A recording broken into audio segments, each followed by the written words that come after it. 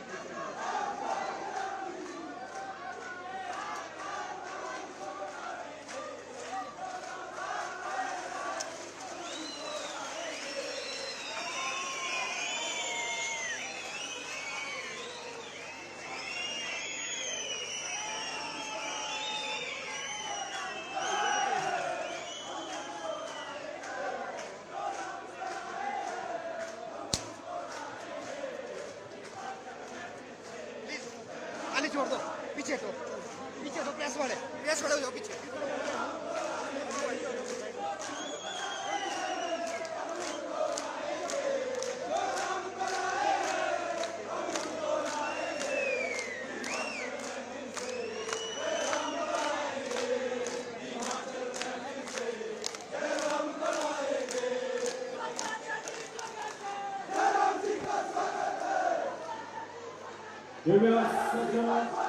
आप सबकी तालियों की गर्जना के साथ हिमाचल की अनूठी उपलब्धियों के शिल्पकार माननीय मुख्यमंत्री श्री जयराम ठाकुर जी हमारे साथ हैं। आप सबकी करतल ध्वनि के साथ स्वागत, अभिनंदन, अभिवादन माननीय मुख्यमंत्री जी का। माननीय मुख्यमंत्री जी के नेतृत्व में हिमाचल जब भी जो भी खाना है हाथ के साथ हिमाचल इसे खिला करके माना है। माननीय हम हृदय से आभारी हैं आपको।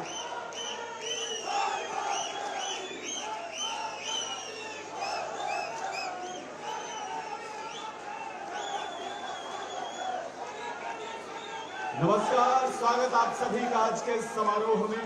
देवी और सज्जनों, अपनी नई सोच, क्रांतिकारी पहलों से हमारे जीवन में युगांतकारी परिवर्तन लाने वाले माननीय मुख्यमंत्री श्री जयराम ठाकुर जी हमारे मध्य हैं। जन जन के अप्रतिम विजेता को, जन जन के सबसे प्रिय नेता को आइए एक बार पूरे पंडाल की तालियां सौंप कर यहाँ पधारने पर स्वागत, अभिनंदन करें। बहुत स्वागत माननीय मुख्यमंत्री जी।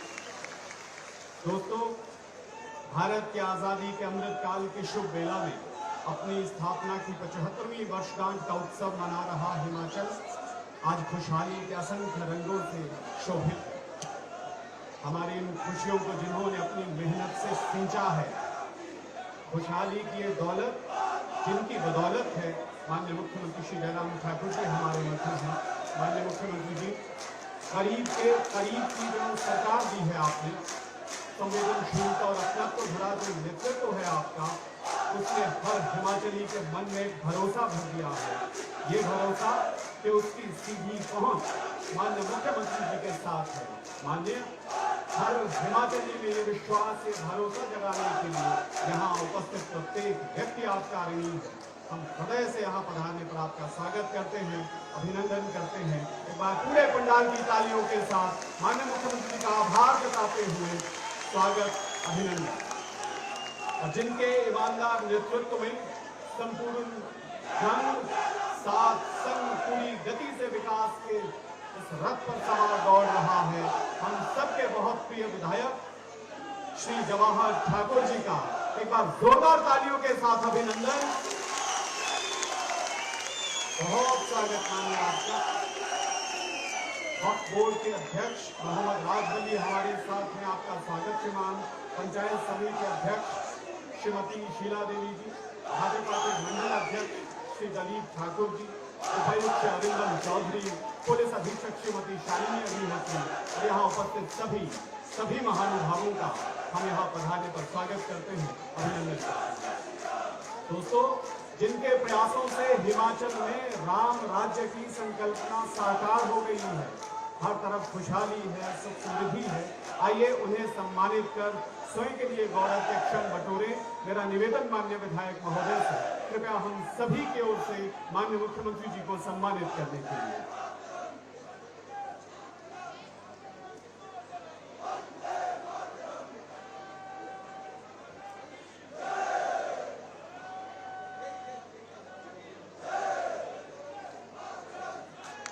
आप सबकी तालियों के साथ संपूर्ण जन की ओर से ये स्वागत सत्कार माननीय मुख्यमंत्री जी का।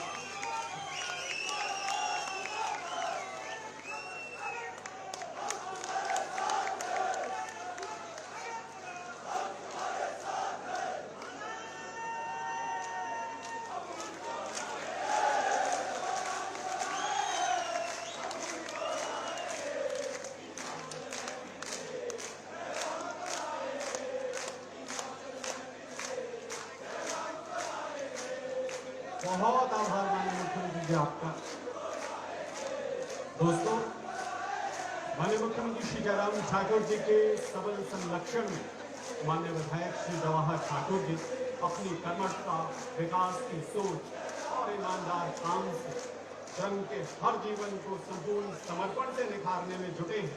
आइए उनकी इस मेहनत के लिए अपनी समर्थन भरी सारी तालियां माननीय विधायक महोदय को सौंपें। अभिनंदन करते हुए निवेदन माननीय विधायक महोदय से कृपया आपके स्वागत संबोधन के लिए।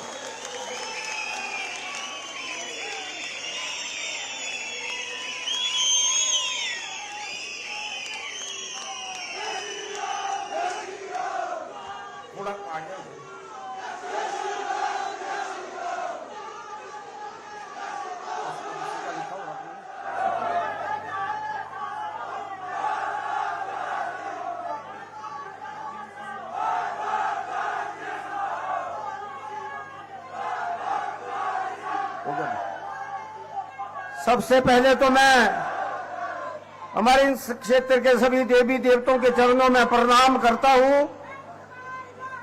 आज के इस शुभ अवसर पर हमारे बीच में हमारे प्रदेश के माननीय मुख्यमंत्री श्री जयराम ठाकुर जी,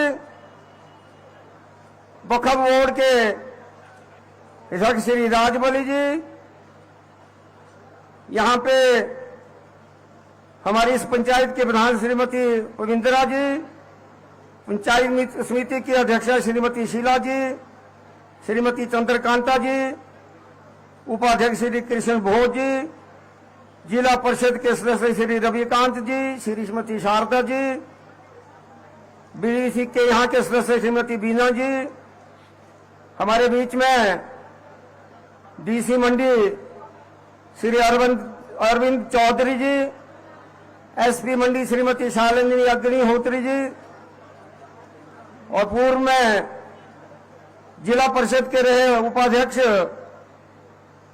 श्री पूर्णचंद जी, हमारे मंडल के अध्यक्ष श्री दिलीप जी, महामंत्री श्री संजय जी, श्री राजू जी, ओबीसी मोर्चा के जिला के अध्यक्ष श्री कपूर जी, महिला मोर्चा के अध्यक्षा श्रीमती मीना जी, युवा मोर्चा के अध्यक्ष श्री जगदीश जी, अनुसूचित जाति मोर्चा के अध्यक्ष श्री जगदीश जी, श्री ज्योति कपूर जी, मंच में बैठे हुए सभी महानुभाव, सभी अधिकारी वर्ग और आए हुए पंचायतों के सभी प्रधान, उप प्रधान, मेंबर और पंचायत समिति के सभी सदस्य, महिला मंडल की सभी प्रधान और खासकर हमारे कुछ वरिष्ठ लोग भी हमारे इस कार्यक्रम में हैं। पूर्व में हमारे मंडल के अध्यक्ष रहे श्री मोहन सिंह जी, श्री संतराम जी, श्री लाल सिंह जी, हमारे पूर्व में यहां से जिला परिषद के सदस्य रहे कैप्टन हेम सिंह जी, डॉक्टर महंत जी, पंडित लेखराज जी, पंडित कुशाल शर्मा जी, श्री यूएस चौहान जी, श्री टहंकुराम जी, श्री बीरी सिंह यादव जी, श्री परमदेव जी, श्री बालकराम जी, श्री गोविंद जी, और साथ में यहाँ के इस कार्यक्रम में आए हुए सभी बुजुर्गों, माता बहनों, प्यारे साथियों और खासकर आई हुई महिला मंडलों की अध्यक्षा और महिला मंडलों के सभी साथी और इस कार्यक्रम में आए हुए सभी नौजवान साथियों और आई हुई सभी मातृ शक्ति, सबसे पहले तो मैं और प्रेस के आए हुए बंधुओं, सबसे पहले तो मैं आज माननीय मुख्यमंत्री महोदय जी का प्रगतिशील हिमाचल की स्थापना के 75 वर्ष पूर्ण व आजादी का अमृत महोत्सव में के पावन अवसर के कार्यक्रम में मैं माननीय मुख्यमंत्री महोदय जी आपका दरंग विधानसभा क्षेत्र में पधारने के लिए मैं समस्त जनता की ओर से और अपनी ओर से आपका हार्दिक तहे दिल से आपका धन्यवाद और स्वागत करना चाहता हूं।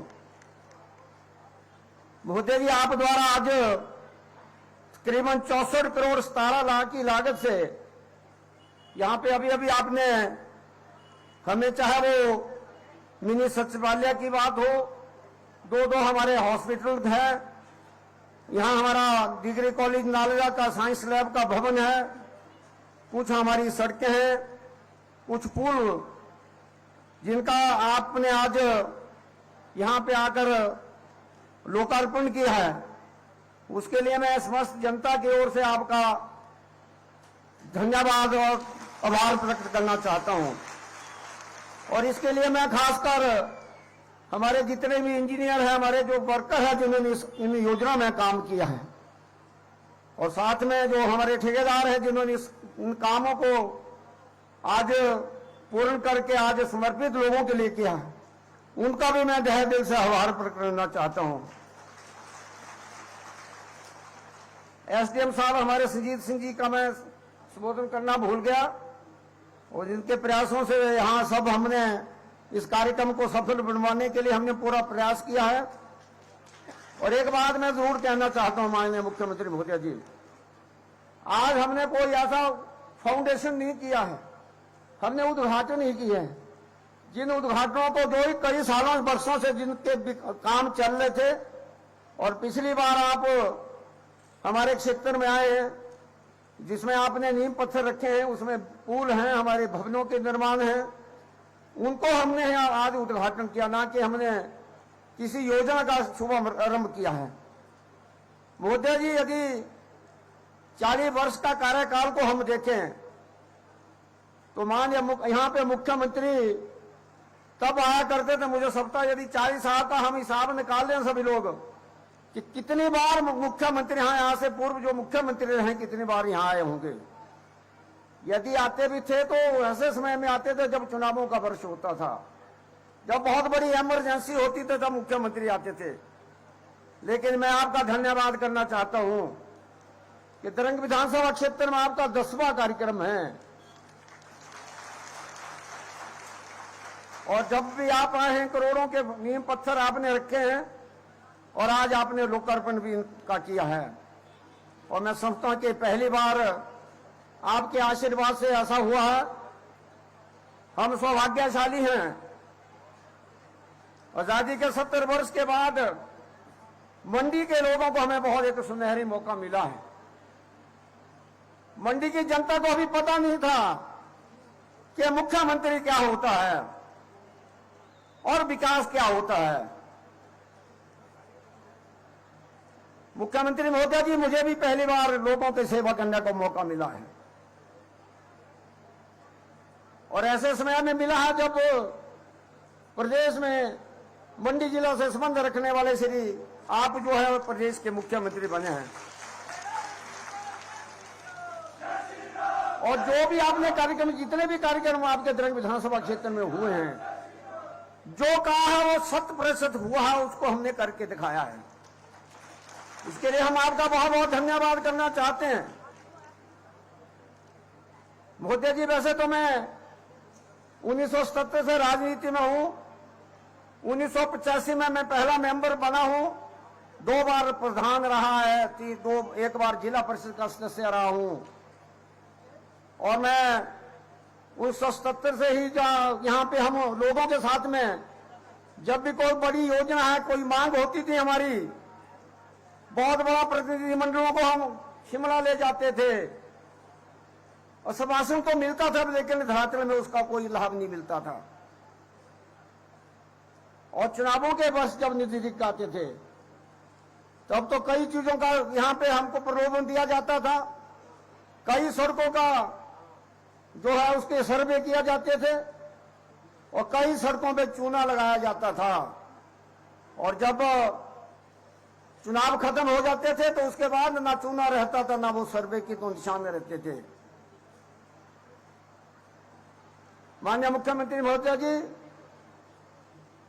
दरंग की जनता बहुत भोली भाली है, और आपका क्षेत्र और हमारे क्षेत्र में कोई अंतर नहीं है। आपके क्षेत्र की जनता भी बहुत भोली भाली है।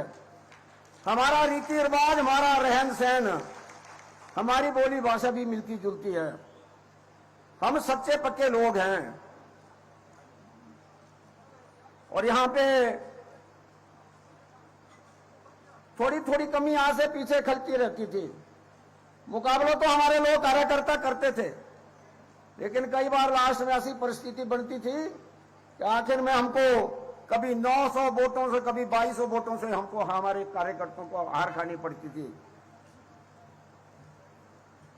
और मैं आपके सामने और जनता के सामने दावे से कहना चाहता हूं, माननीय मुख्यमंत्री महोदय जी, जो 40 वर्ष नहीं हो पाया, जो 40 वर्ष के छूटे हुए काम और 2007 से 2017 तक के जो काम, जो योजना रुकी पड़ी थी, चाहे वो धन के अभाव से रुकी थी, चाहे वो किसी वजह से रुकी पड़ी थी, मैं आपका धन्यवाद करना चाहता हूं। आज हमने उन योजना को पूर्ण करके लोगों को हमने समर्पित किया है। ऐसी ऐसी सड़कें जिन सड़कों को नाम तो था उनका, लेकिन कागजों से गायब हो गई थी। मैं आपका धन्यवाद करना चाहता हूं कि आपके आशीर्वाद से, वैसे तो यदि 2 वर्ष हम कोरोना काल को हम निकाल दें, हमको 3 वर्ष ही काम करने का मौका मिला है और 3 वर्ष के कार्यकाल में मैं आपके सामने कुछ बात अपनी रखना चाहता हूं। 3 वर्ष का लेखा जोखा भी मैं आपके सामने, लोगों के सामने आज रखना चाहता हूं। और ये बात मैं कहना चाहता हूं कि 27 दिसंबर 2017 से पहले दरंग विधानसभा क्षेत्र की क्या पोजीशन थी और उसके बाद आपके आशीर्वाद से आज दरंग विधानसभा क्षेत्र हम कहां पहुंचे हैं। यदि हम सड़कों की बात करें,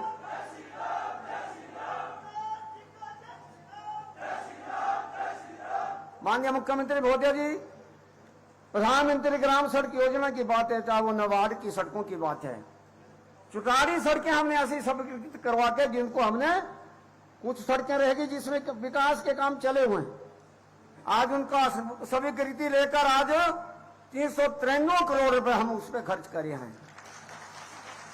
और यदि हम जल शक्ति विभाग की बात करूं मैं, उसमें चाहे जेजेएम की बात है, चाहे हमारी दूसरी योजना है, उसमें हमारी 43 ऐसी स्कीमें हैं जिसमें हमने 204 करोड़ रुपए हमने खर्च किया और लोगों को हम स्वच्छ पानी बना रहे हैं। और एक स्कीम 2006-07 की स्कीम पचौंडी नाला, इसके लिए मैं समझता हूं कि उसके लिए तो तालियां बजानी चाहिए सारा क्षेत्र के लोगों को। जो ऐसी स्कीम थी जो ठंडे बस्ते में पड़ गई थी, यदि आज अब कहीं मौका किसी को मिल सकता है कि पचौंडी कहां पे है, पचौंडी से यहां तक पानी कैसे पहुंचा है, उसको भी हमने 19 करोड़ रुपया खर्च करके आज 17 ग्राम पंचायतों को हमने उसका लाभ पहुंचाया है। इसके लिए भी मैं माननीय मुख्यमंत्री महोदय जी आपका धन्यवाद करना चाहता हूं। प्रधानमंत्री कृषि सिंचाई योजना में हमने 6 उठाऊ सिंचाई योजना 215 करोड़ की जो वो केंद्र सरकार के लिए हमने भेजी है। और मैं निवेदन है आपसे कि आने वाले समय में जो भी हमारी योजना हमने केंद्र को प्रधानमंत्री कृषि सिंचाई योजना में भेजी है, उनकी स्वीकृति भी आप करने की कृपा करें। यदि हम बिजली विभाग की बात करें तो इसमें हमने चाहे नए सब स्टेशन हमने लगाए हैं, सब स्टेशनों को हमने कैपेसिटी बढ़ाई है, नए हमने कनेक्शन लगाए हैं, उसमें भी हमने 15 करोड़ 74 लाख रुपए खर्च किए हैं। यदि हम विधायक निधि और अन्य हेड की मैं बात करूं, इसमें हमने महिला मंडलों को भी हमने पैसा दिया है। और उसके बाद विकास के और जो काम है, गांव की सड़कें हमने निकाली हुई है, सामुदायिक भवन हमने बनवाए हैं, इसमें भी हमने 46 करोड़ 19 लाख रुपया 94,000 रुपये हमने खर्च किया है। पंचायतों के माध्यम से मनरेगा के तहत हमने 70 करोड़ 40 लाख रुपए खर्च किए हैं। 14वें वित्त आयोग के माध्यम से हर पंचायतों ने 46 करोड़ 15 लाख रुपए खर्च किए हैं। माननीय मुख्यमंत्री महोदय जी, मैं दावे से कहना चाहता हूं, हमारा एक भी पेंशन का फॉर्म भी जो हमारे किसी भी कार्यालय में नहीं है। हम धन्यवाद करना चाहते हैं आपका। बहुत बड़ी जो पेंशन की जो सुविधा आपने दी है, 60 साल के ऊपर सबको आपने पेंशन लगाई है, लेकिन आज तक हमने जो सामाजिक सुरक्षा पेंशन है 6018 लोगों को हमने 4 वर्षों में, 4.5 वर्षों में ऐसे लोगों को, पात्र लोगों को हमने पेंशन लगवाई है। और उसके बाद गृहिणी सुविधा है, उज्ज्वला योजना है, 10,300 महिलाओं को हमने इसका लाभ पहुंचाया। इसके लिए महिला, खासकर महिला बहनें जो है वो माननीय मुख्यमंत्री जी का आभार प्रकट करेंगे। ऐच्छिक निधि से भी हमने तकरीबन 33 लाख रुपए हमने लोगों को बीमारी में उनकी हालत को देखते हुए बांटा है। 175 महिला मंडल के भवन और फर्नीचर के लिए हमने 20 और 25 हजार रुपए हमने 43 लाख रुपए उसमें भी हमने खर्च किया है। और आज मैं आपके माध्यम से मैं कहना चाहता हूं कि जो नया महिला मंडल है, जो छूटे हुए महिला मंडल है, जो इस कार्यक्रम में आए हैं, माननीय मुख्यमंत्री महोदय जी 20-20 हजार की अनुशंसा आप हमारी तरफ से यहाँ करेंगे। और उसके बाद उद्यान विभाग की हम बात करें, 3 करोड़ 35 लाख रुपए इसमें हमने खर्च किया है। कृषि विभाग में, भू संरक्षण विभाग में 8 करोड़ 36 लाख रुपए हमने खर्च किया है।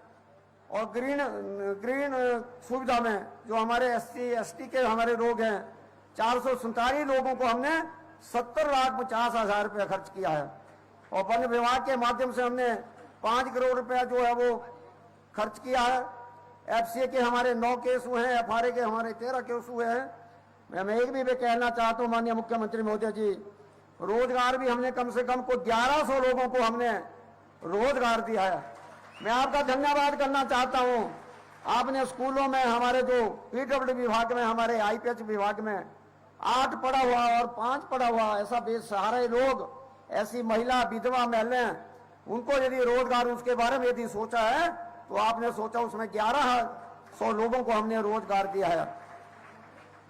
मेरे दरंग विधानसभा क्षेत्र में आपने जो नई पंचायतों का गठन किया प्रदेश में, 16 नई ग्राम पंचायतें हमको दी है। और इसी पंचायत की हमने 2 और ग्राम पंचायतें बनाई है, कचौड़धार और चेली, यहाँ इसी पंचायत से हमने जुदा की है। बरोट और कटौला में ITI आपने दी है, उस भी अब कटौला में हम क्लासें बैठा रहे हैं, उसके लिए मैं आपका धन्यवाद करना चाहता हूँ। दरंग के पंडोह में आपने डिग्री कॉलेज हमको राजकीय महाविद्यालय दिया है। लोक निर्माण विभाग का आपने फ्लाउट में नया डिवीजन खोला है। और जो मंडी में हमारा जो डिवीजन चल रहा था उसको भी फिर हमने पद्धर में स्थानांतरित किया है, आपने उसको करवाया है। इसके लिए अब मजबूती से यहीं पे डिवीजन हमारा रहेगा। नगवाई और बरोट में हमारा CHC अपग्रेड करके 50 बिस्तरे के हमने आपने हॉस्पिटल हमको दिए हैं। राजकोट उच्च पाठशालाएं 6 हमको आपने दी है। और खासकर हमारा जो स्नोर घाटी का जो एरिया आता है उसमें 21 हमारी पंचायतें आती है। मैं आपका धन्यवाद करना चाहता हूं कि आपके साथ बाली चौकी में हमारा SDM ऑफिस भी वहां हो गया है, BDO का ऑफिस भी हमारा वहां हो गया, शहरी कल्चर का, बागबानी विभाग का वो भी बाली चौकी में खोले हैं, उसके लिए मैं आपका धन्यवाद करना चाहता हूं। राजकीय वरिष्ठ माध्यमिक पाठशाला 2 आपने अपग्रेड किए हैं। राजकीय माध्यमिक पाठशाला भी 2 आपने हमको दिए हैं। राजकीय नई प्राथमिक पाठशालाएं 2 हमारी खोली हैं। साइंस की क्लासें हमारी 2 आपने खोली हैं। बिजली विभाग का जो JE सेक्शन है वो एक ऑट में, एक बल टिक्कर में आपने हमको दिया है। जल शक्ति विभाग का भी बल टिक्कर में हमको एक सेक्शन आपने दिया है। हमको 3 पटवार वृत्त की ओरीधार में आपने दिए हैं। और एक बात मैं और कहना चाहता हूँ, 130 किलोमीटर नई सड़कें मुख्यमंत्री महोदय जी हमने बनवाई हैं। और 18 सड़कें हमने बस योग्य पास भी कर दिया है। बरसात के बाद उसमें हमने बसें भी चलानी है, उसके लिए भी हम आपका धन्यवाद करना चाहता हूं। और 251 किलोमीटर सड़कें आपके माध्यम से हमने टायरिंग भी की है। कुछ लोगों से मैं कहना चाहता हूं, वो हमको तो नहीं कहते भाई, मुख्यमंत्री आपको हमेशा वो कोसते रहते हैं, महेंद्र सिंह जी को भी वो कोसता रहते हैं। मैं एक बात कहना चाहता हूं, आप भी बड़े बड़े पदों में रहे हैं। वैसे मंत्री आदरणीय ठाकुर महेंद्र सिंह जी थे, आदरणीय श्री जयराम ठाकुर जी हैं, और आप भी ऐसे पदों पे रहे हैं। 40 साल आप बड़े बड़े पदों पे रहे हैं। यदि आपको विकास वहां पे नजर आता है, आपको विकास यदि धर्मपुर में आता है, यदि सराज में आता, तो आपने क्या किया है? आप भी तो ऐसे मंत्री, आप भी ऐसे सरकार के नेता थे। वो कहते हैं भाई कि मुख्यमंत्री जी अनुभवहीन है, अनुभवहीन है। आप तो बन नहीं पाए, अब अनुभवहीन है। कहता उनका तो इंजन ही नहीं स्टार्ट हुआ अभी। ये इंजन स्टार्ट होने से हुआ कि क्या हुआ? करोड़ों रुपए के उद्घाटन है, शिलान्यास है। मेरा उनसे निवेदन है भाई, 60 साल के बाद तो सबका चश्मा बदलता है, 65 साल के बाद फिर बदलता है, 70 साल के बाद फिर बदलता है, और 75 साल के बाद अब तो चश्मा बहुत मोटा लगता है उनको। उनको नजर नहीं आ रहा, उनका चश्मा कहां से लाना पड़ेगा हमको। जो दरंग विधानसभा क्षेत्र में उनको विकास नजर नहीं आ रहा है। यदि विकास उनको धर्मपुर और सराज में नजर आया तो यहाँ पे क्या नजर आ रहा है उनको? 4 साल के बाद वो आ रहे हैं हमारे बीच में, 4 साल के बाद हमारी इंक्वायरी कर रहे हैं। अच्छा होता कि वो हमको सलाह देते, माननीय मुख्यमंत्री के वरिष्ठ होते, मुख्यमंत्री को वो सलाह देते कि मंडी जिला से पहली बार हमको मुख्यमंत्री मिला है।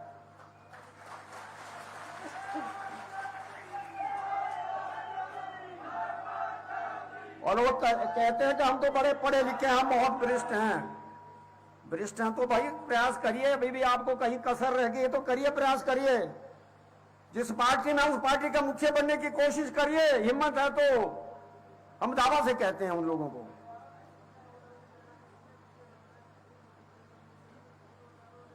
माननीय मुख्यमंत्री महोदय जी, आपके आशीर्वाद से मंडी में हमने जो नहीं सोचा था, क्षेत्र में तो सोचा नहीं था, जो हमने नहीं सोचा था वो आपने करके दिखा दिया।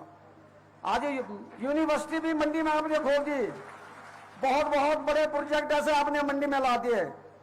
और यूनिवर्सिटी के लिए भी मैं निवेदन करना चाहता हूं इस मंच के माध्यम से। हमने आपको 450 बीघा जो बासाधार जो जगह वहां पे हमने जगह आपको दे दी है, वो सूर्य औपचारिक पे हमने दे दी है। और मेरा निवेदन रहेगा कि आने वाले समय में बासाधार में ही हमारी जो यूनिवर्सिटी है उसको खोला जाए।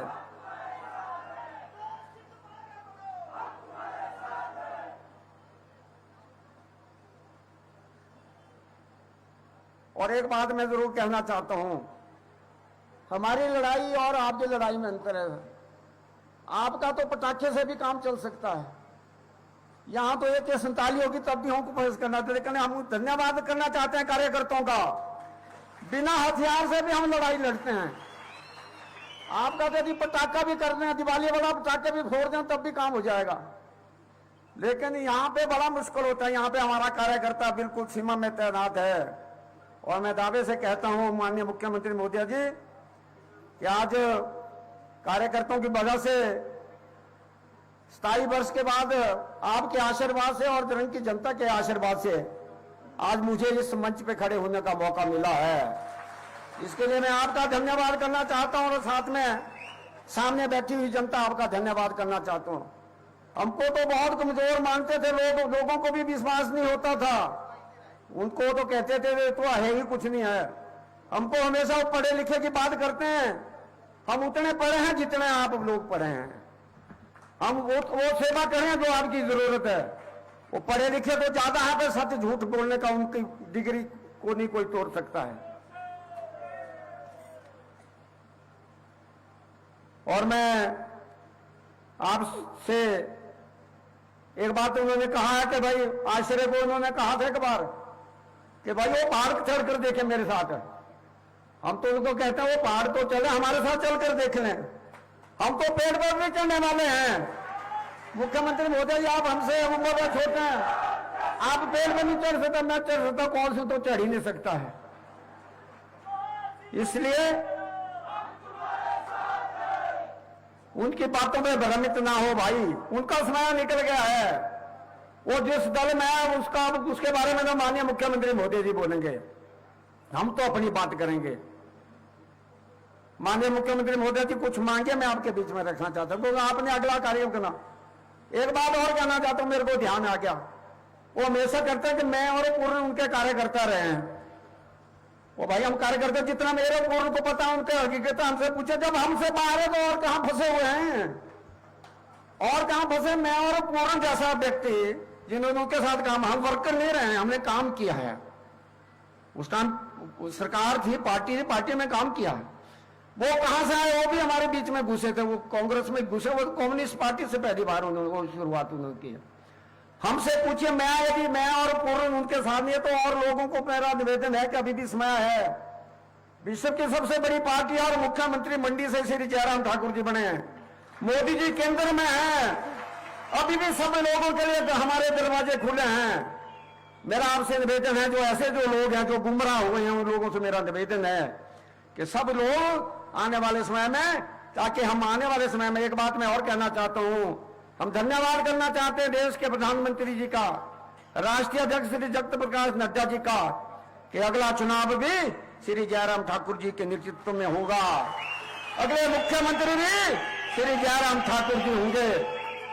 उसके बाद इससे बेहतर आप क्या कहिए। माननीय मुख्यमंत्री महोदय जी, कुछ मांगे मैं आपके बीच में कहना चाहता हूं। भाई मुख्यमंत्री महोदय जी ध्यान से सुने, कुछ बातें तो मेरी ध्यान से सुनने वाली हैं। हमारी एक सबसे जो मेजर डिमांड है इस क्षेत्र की, बाकी जो आप हमने कहा, जो हमने मांगा वो आपने दिया। हमारा पीछे भी एक विधानसभा के दौरान भी एक डेलीगेशन हमारा आपसे मिला था। हम चाहते हैं कि पद्धर में सब जज कोर्ट खोला जाना अति आवश्यक है। आप इधर हो भाई, थोड़ा आप फोटोग्राफर भी इधर, इसको बोलो, तालियां नहीं बजाई भाई आपने। पद्धर में सब जज कोर्ट खोला जाना अति आवश्यक है। और आने वाले समय में मैं अभी नहीं कहता हूं माननीय मुख्यमंत्री महोदय जी, 2022 में भी आपकी सरकार बनेगी, आप मुख्यमंत्री होंगे, तो कुछ बातें मैं लोगों के सामने आपके बीच में रखना चाहता हूं। जो संभव हो सके उसकी तो घोषणा आप आज ही करेंगे। सब जो कोर्ट की तो आपको करनी ही करनी है, तभी लोग सारे उत्सुक हैं। और हम चाहते हैं कि पद्धर में भी एक बिजली विभाग हमारा डिवीजन खोला जाए आने वाले समय में।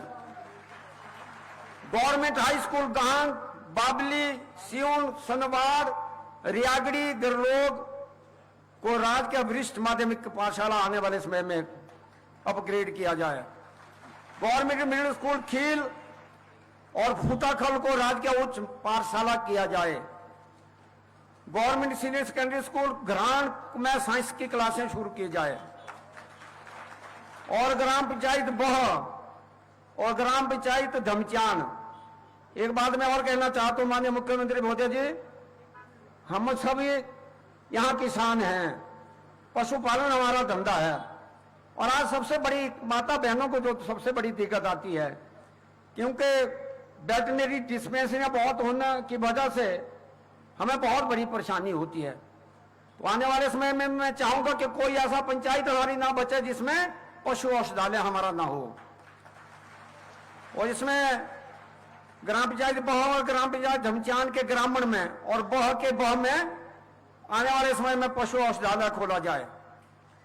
और मैं धन्यवाद करना चाहता हूं, आपने 3 मुद्रिका बसें हमको पद्धर के लिए दी थी, 2 हमने चला दी हैं, और एक और जो है उसको भी आने वाले समय में मेरा निवेदन उसको दिया जाए।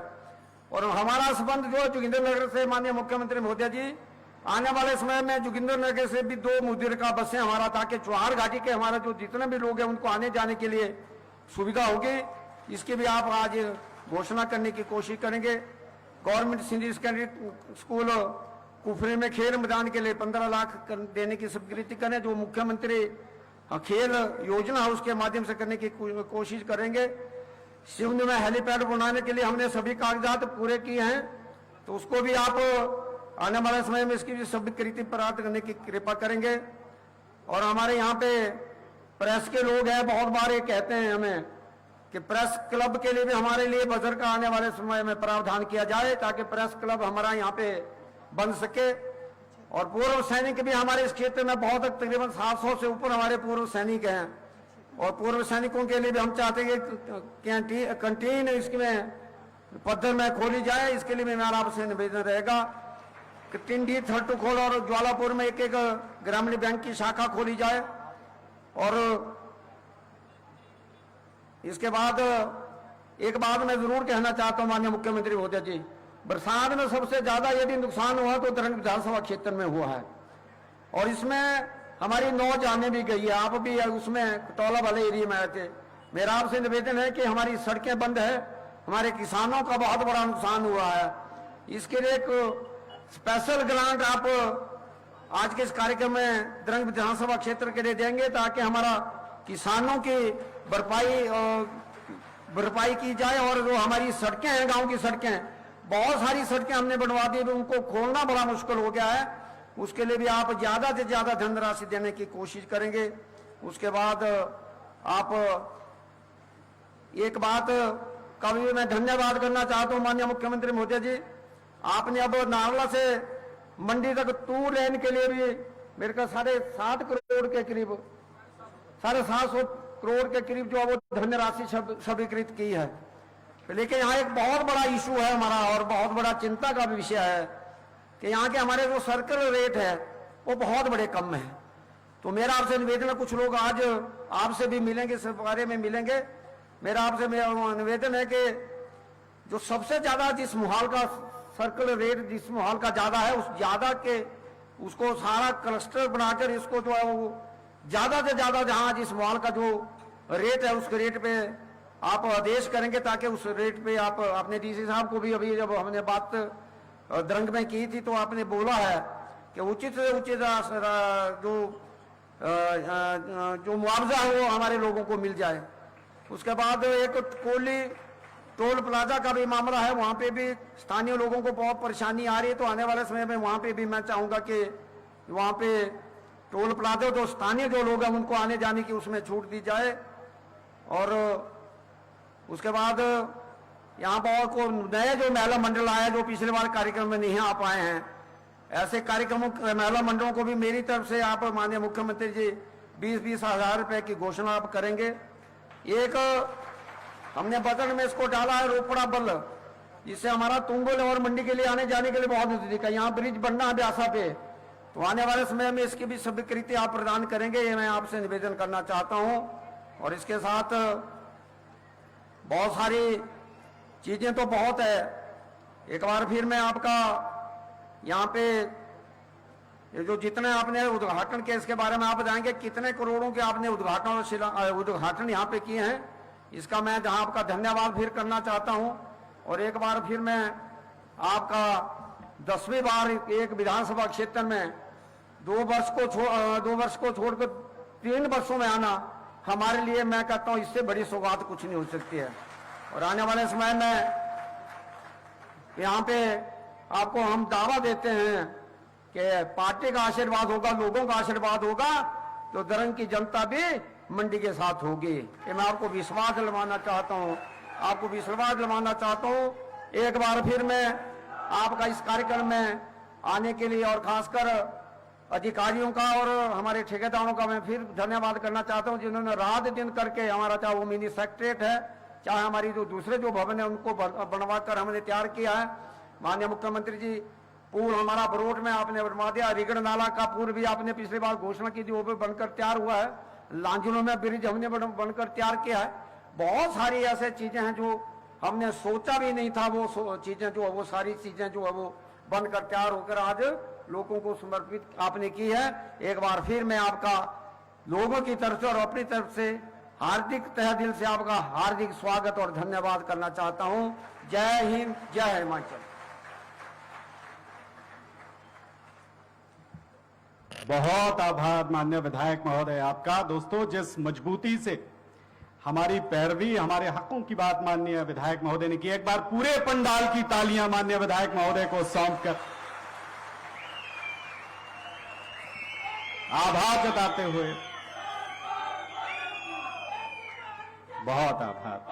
माननीय मुख्यमंत्री जी, बीते 4.25 सालों में द्रंग में जो विकास की उपलब्धियां अनंत रही हैं, उनको एक बुकलेट में समेटने का प्रयास हुआ है। आपसे निवेदन है माननीय, कृपया अपने करकमलों से इस बुकलेट का विमोचन करने के लिए।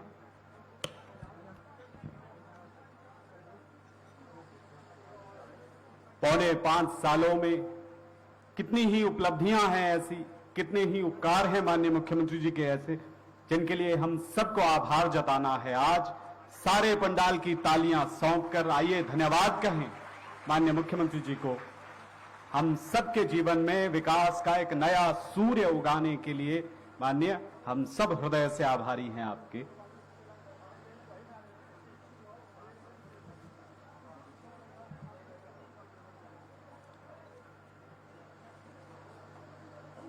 आप सबकी तालियों के साथ ये विकास की वो तहरीर,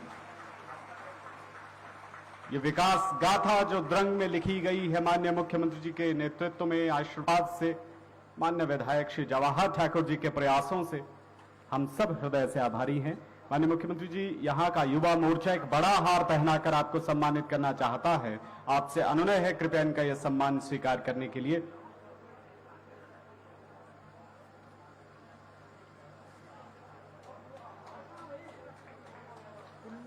करेंगे।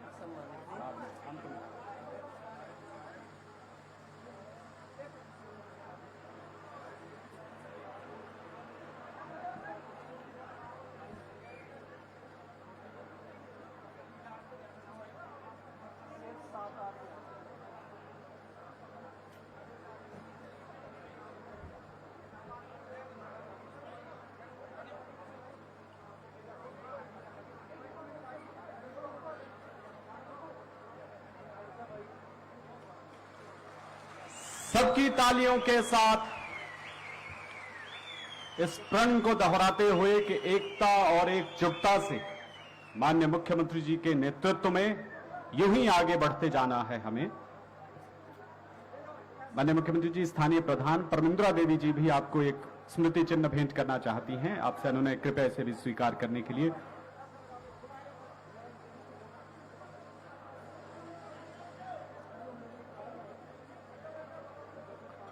दोस्तों, देश की आजादी के समृद्ध काल में हिमाचल की स्थापना की 75वीं वर्षगांठ का यह अवसर हम सबके जीवन का महत्वपूर्ण पड़ाव है।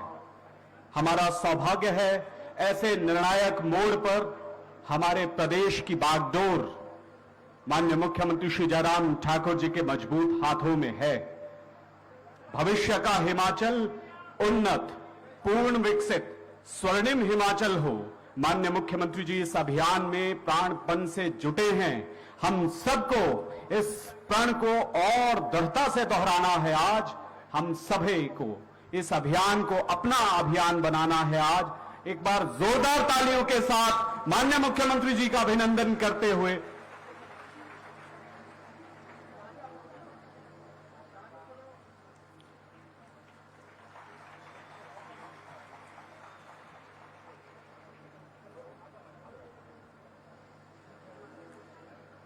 जोरदार तालियों से स्वागत करें। दोस्तों, माननीय मुख्यमंत्री जी, आपसे अनुनय इस अवसर पर हम सभी को अपने आशीर्वचनों से अनुग्रहित करने के लिए गरीब कल्याण की राजनीति के शिल्पकार को एक बार पूरे हृदय की तालियां सौंप कर आभार जताएं। अनुनय माननीय आपसे।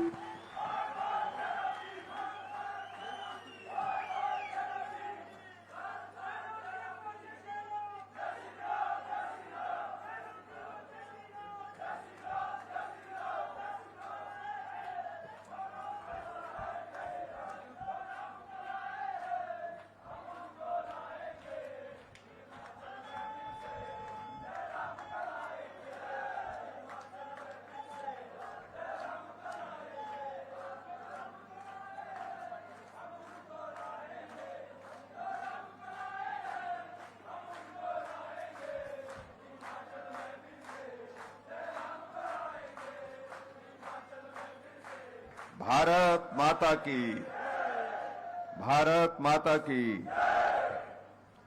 आज के इस बहुत ही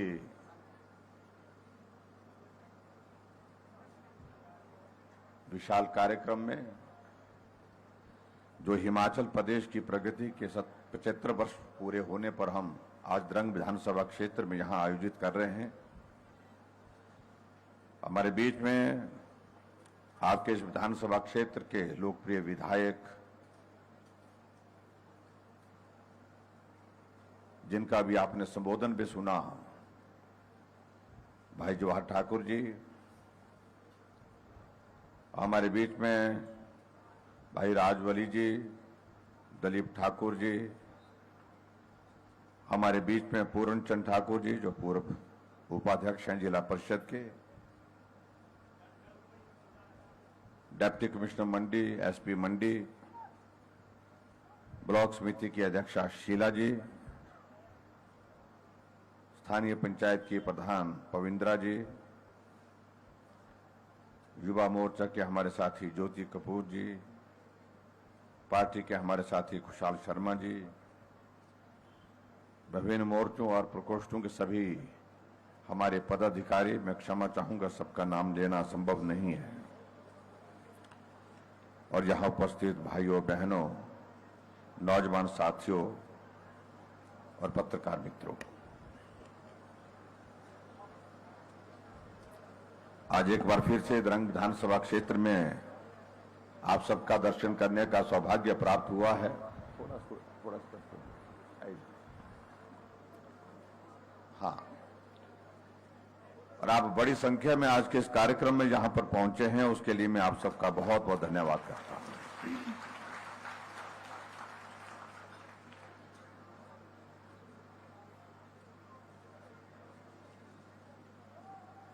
जवाहर ठाकुर जी कह रहे थे कि मैं 10 बार आ गया द्रंग विधानसभा क्षेत्र में। और उसमें भी 5 सालों में से 2 साल तो हमारे कोरोना के उस दौर में गुजरे, इस कारण से उस वक्त नहीं आ पाए। अगर वो दौर नहीं होता तो शायद इससे भी ज्यादा हमारे दौरे यहां पर द्रंग विधानसभा क्षेत्र में होते हैं।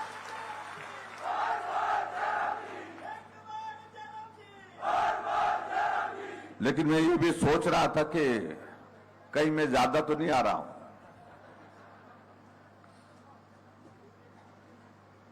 जहां अपनापन होता है, जहां एक रिश्ता होता है, वहां बार बार आने का मन करता है।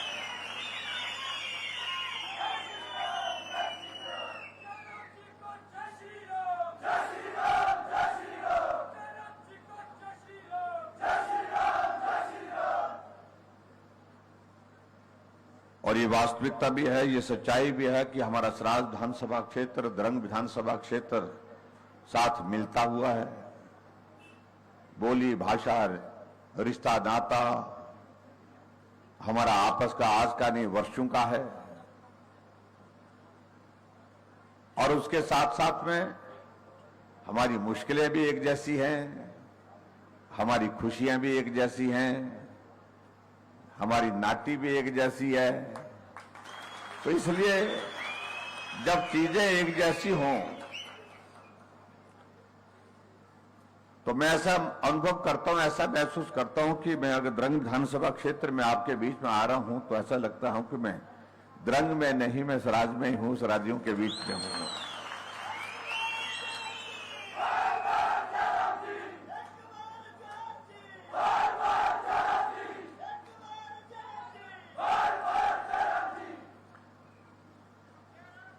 और हमारा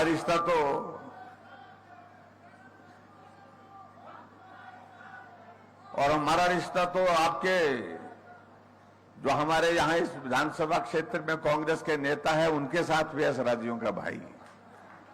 हम कैसे भूल जाएं?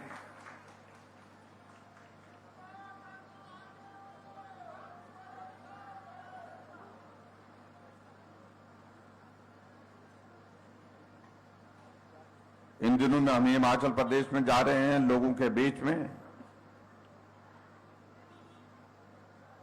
और जैसा कि आप सबके बीच में यह कहा गया है कि हिमाचल प्रदेश के गठन के 75 वर्ष पूर्ण हुए हैं।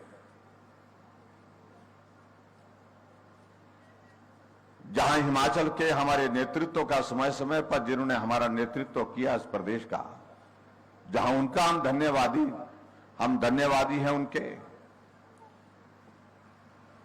और इसलिए आपने यहां पर देखा होगा कि हमसे पहले यहां पर एक डॉक्यूमेंट्री आपने देखी होगी। इस डॉक्यूमेंट्री में हमने डॉक्टर वाई.एस. परमार से लेकर ठाकुर रामलाल जी से लेकर वीरभद्र सिंह जी से लेकर के श्री शांता कुमार जी, श्री प्रेम कुमार धूमल जी से लेकर के सभी पूर्व मुख्यमंत्री जो हिमाचल प्रदेश के रहे हैं उनका चित्रण किया है, उनका जिक्र किया है, उनका भी योगदान रहा है। लेकिन ये कार्यक्रम हमने विशेष तौर से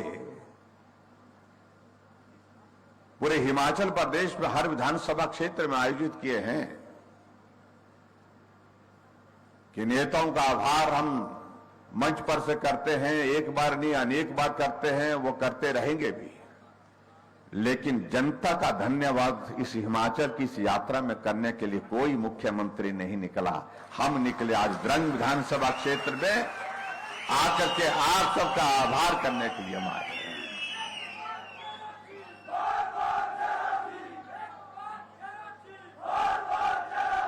ये हम ही नहीं है जो प्रदेश को आगे बढ़ाने में अपना काम कर रहे हैं, ये हम सब हैं जिन्होंने हिमाचल प्रदेश को आगे बढ़ाया है। और हिमाचल प्रदेश ये हम सबका है, इसलिए हम सबका ये दायित्व बनता है, जिम्मेवारी भी बनती है कि हिमाचल के विकास की इस यात्रा में हमारा जो महत्वपूर्ण योगदान रहा है उसको हम आने वाले समय में भी उसी तरह से जारी रखेंगे। ये भी आज की आवश्यकता है। हमारे मित्र कई आजकल बहुत परेशान हैं इस बात को लेकर के कि हम क्यों जा रहे हैं, हम क्यों इस प्रकार के कार्यक्रमों के आयोजन कर रहे हैं। हमने कहा आजादी के 75 वर्ष बीत गए और हमारे देश के यशस्वी प्रधानमंत्री नरेंद्र मोदी जी ने पूरे देश के सामने एक पूरा चित्रण रखा कि 75 वर्ष आजादी के बीतने के बाद आओ हम अमृत महोत्सव मनाते हैं और इस अमृत महोत्सव के माध्यम से हम पूरे देश की जनता का अभिनंदन भी करेंगे। देश में जिन लोगों ने अपना योगदान दिया उनका सम्मान भी करेंगे। लेकिन आज से पहले जो सत्ता में लोग रहे उन्होंने कभी सोचा नहीं और ये भी मानता हूं इस बात को लेकर के ये एक सबसे बड़ी एक कमी है, एक कमजोरी है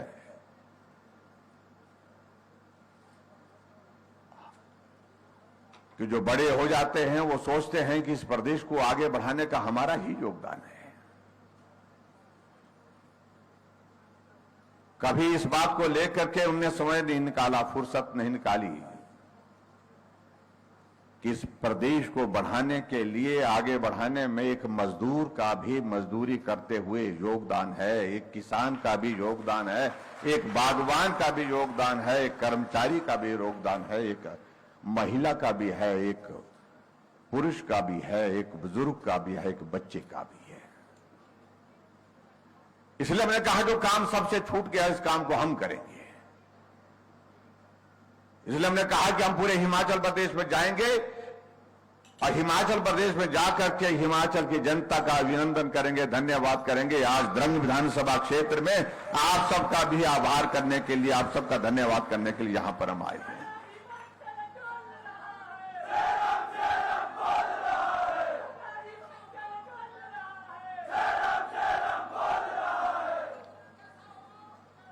और मैं ये जरूर कहना चाहूंगा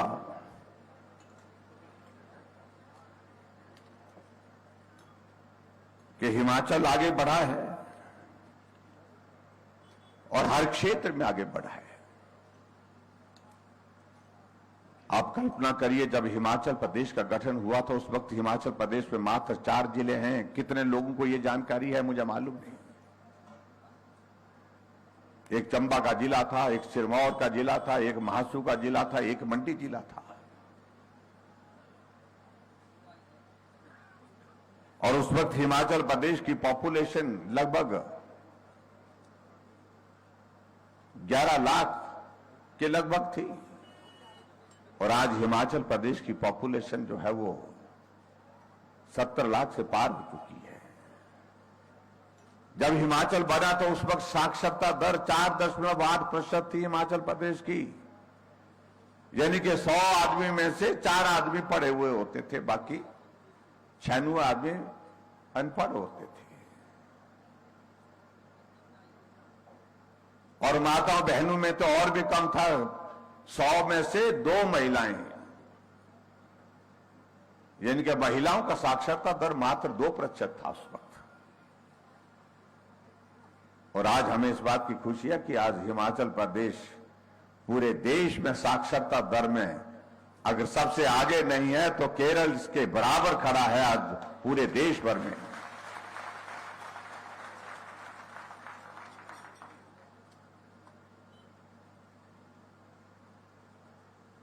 जब हिमाचल बना था उस वक्त हिमाचल प्रदेश में सड़कों की लंबाई 228 किलोमीटर थी और आज हिमाचल प्रदेश में सड़कों की लंबाई 39,500 किलोमीटर है।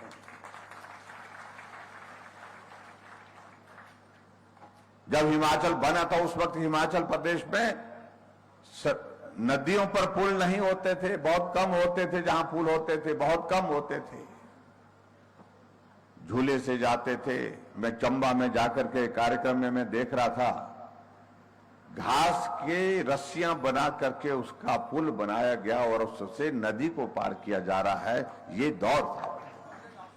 हाँ जी, हाँ, वो घास होता था, अलग तरह का घास होता।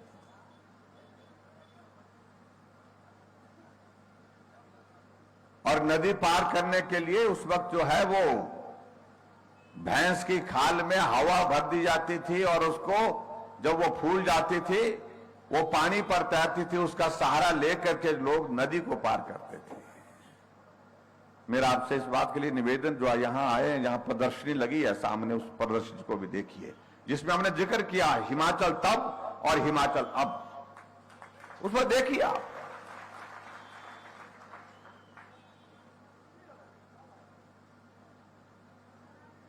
एक दौर था जब हम स्कूल में पढ़ते थे, कई किलोमीटर पैदल जाना होता था, आना होता था। आज घर से कुछ कदम दूरी पर स्कूल है। लेकिन जब इन बातों का हम जिक्र करते हैं तो हमारे विपक्ष के साथी वो कहते हैं कि तो हमने ही किया है। हां, आपने भी किया है, लेकिन आपने ही नहीं किया है, हमने भी किया है, और सबसे ज्यादा लोगों ने किया है।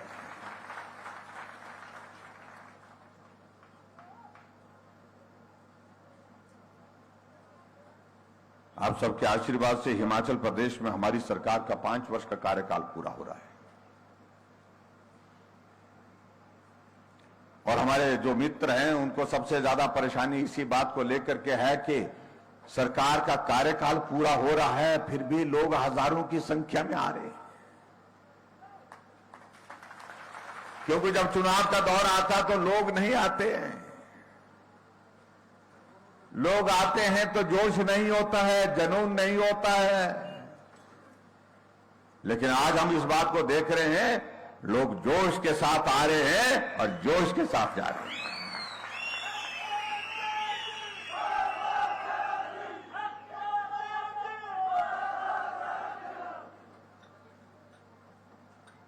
हमें कहा जा रहा कि बड़े बड़े तंबू लगा रहे हैं। यहां भी तंबू लगाया, बरसात का मौसम है भाई, बारिश हो जाएगी तो हमारे भाई बहन जो यहां आए कार्यक्रम में उनके लिए तंबू लगाया है, तो क्या बुरा किया। मैं सिर्फ उनको एक ही बात कहना चाह रहा हूं, तुम भी तो सरकार में रहे हैं, और जब आप सरकार में रहे हैं तो आपके जमाने में भी तो सरकारी कार्यक्रम तो होते ही थे।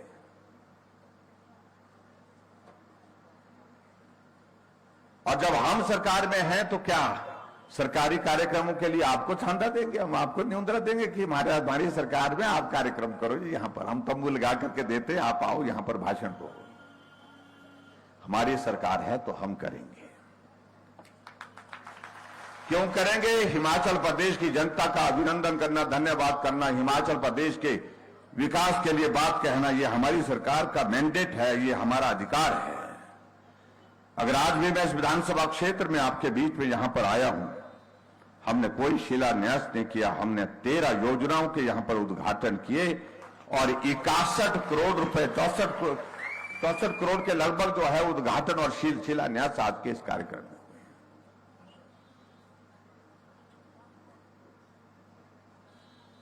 64 करोड़ रुपए को उद्घाटन और शिलान्यास होने के बावजूद क्या हम कार्यक्रम में आकर के यहां लोगों से ना मिले? स्वाभाविक रूप से उनकी परेशानी है, क्योंकि उनको आजकल एक ही चिंता लग रही है कि वक्त बहुत कठिन हो गया आने वाले समय में उनके लिए।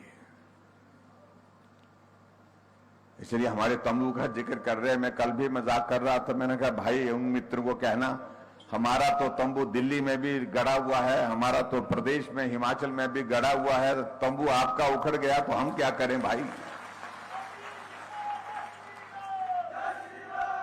इनका तो पूरे देश में उखड़ गया और उसमें आप कोई दोषी नहीं है अपने कारनामों से। कई बार बहुत विचित्र लगता है, बहुत दया भी आती है इस पार्टी पर। सच कह रहा हूं कि जिंदगी में मुझे लगता है कि सबसे खराब दौर कांग्रेस पार्टी का आजकल चल रहा है।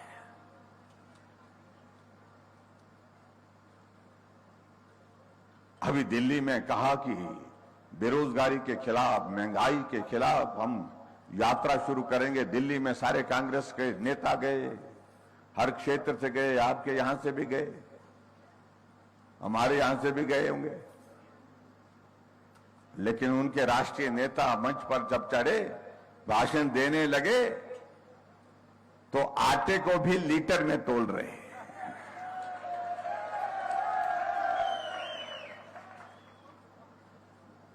धन्य हो मैंने कहा भाई।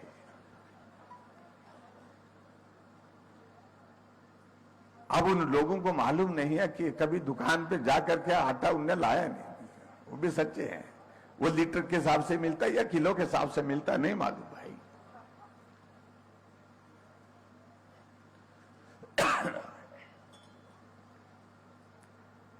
लेकिन जहां तक हमारी पार्टी की बात, हमारे लिए सौभाग्य है आज हमारे देश के लिए सबसे मजबूत नेतृत्व नरेंद्र भाई मोदी जैसा नेतृत्व हमको मिला है, जो एक विश्व नेता की छवि के साथ भारत को आगे बढ़ा रहे हैं।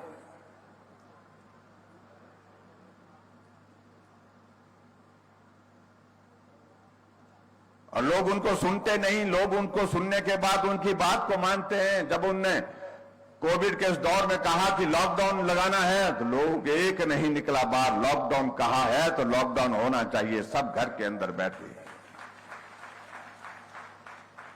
जब मोदी जी ने कहा ताली बजाओ, ताली बजाई, थाली बजाओ, थाली बजाई, दिया जलाओ, दिया जलाया, किसके लिए आखिरकार उनने कहा? ये दिल से उनने कहा कि आओ हम इस संकट के क्षण में अपने और अपने साथियों के लिए, अपने परिवारजनों के लिए भगवान से, देवी देवताओं से प्रार्थना करते हैं कि हम इस दौर से बाहर निकले, हम सुरक्षित रहें। और कांग्रेसी कहने लगे कि हमसे भी ताली बजाई, थाली बजाई, शंख बजाया।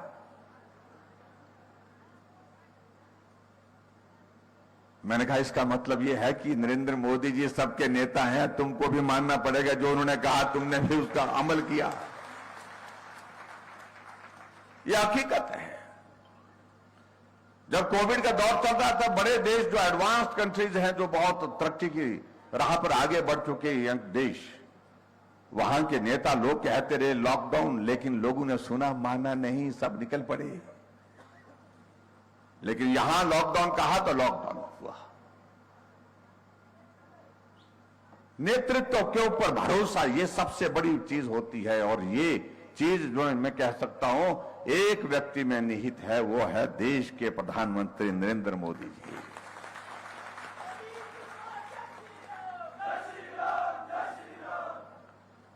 पांच वर्ष का कार्यकाल आप सबके सहयोग से हमने पूरा करने के हम करीब हैं। आप सबका सहयोग मिला, हर कदम पर मिला, उसके लिए मैं आप सबका आभार व्यक्त करता हूं। और मैं इस बात को हमेशा कहता हूं कि कहने के लिए तो 5 वर्ष, लेकिन यह सामान्य परिस्थितियों का दौर नहीं था जहां हमको काम करने का अवसर प्राप्त हुआ। हम 3 साल काम किए, 2 साल तो संकट में हमारे गुजरे। 2 साल में हम इसी काम को लगे रहे कि आदमी की जिंदगी को कैसे बचाएं। लेकिन हमने कोशिश की, हमने प्रयत्न किया उस कोविड के संकट के दौरान, और आप सबका बहुत आशीर्वाद मिला। हिमाचल के 2.5 लाख से ज्यादा लोग दूसरे प्रदेशों के कोने में फंसे हुए थे, अलग अलग जगह फंसे हुए थे। हमने एक एक हिमाचली को घर तक पहुंचाने में मदद की। 2.5 लाख लोग लाए। हमारे बच्चे राजस्थान के कोटा में थे। 1 महीने का लॉकडाउन के दौरान बच्चे बेहाल हो गए। घर के अंदर, कमरे के अंदर बैठ करके ब्रेड, सूखे ब्रेड और फल थोड़ा बहुत मिलता था कहीं से, उसको खा करके गुजारा कर रहे थे। बच्चों ने कहा कि हम घर जाना चाहते हैं। उनके मां बाप हमको मिलने के लिए कहा कि हमारे बच्चों को लाने का इंतजाम करो। आने जाने के सारे रास्ते उस वक्त बंद थे, लेकिन हमने उन बच्चों को सुरक्षित लाने के लिए हिमाचल प्रदेश की 60 बसें यहां से रवाना की और उन बच्चों को कोटा से गाड़ी में बिठा करके घर तक पहुंचाया।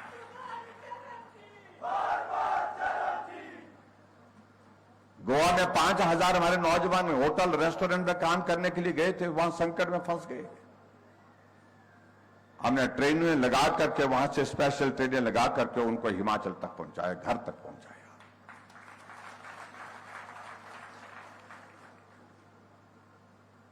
लेकिन उसके साथ साथ में हमने इस बात को भी किया कि हिमाचल प्रदेश में हमारा काम नहीं रुकना चाहिए, विकास नहीं रुकना चाहिए।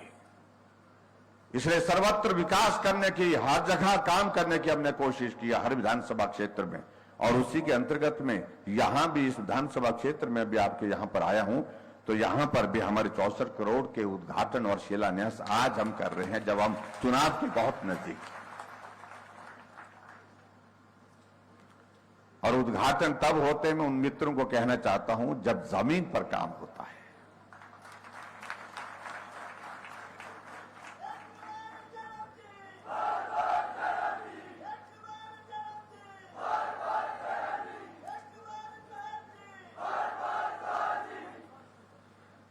और यहां हिमाचल प्रदेश में मैं इतना जरूर कहना चाहता हूं, आजकल हमने एक बात कही जिससे हमारे मित्रों को बहुत परेशानी हो रही है,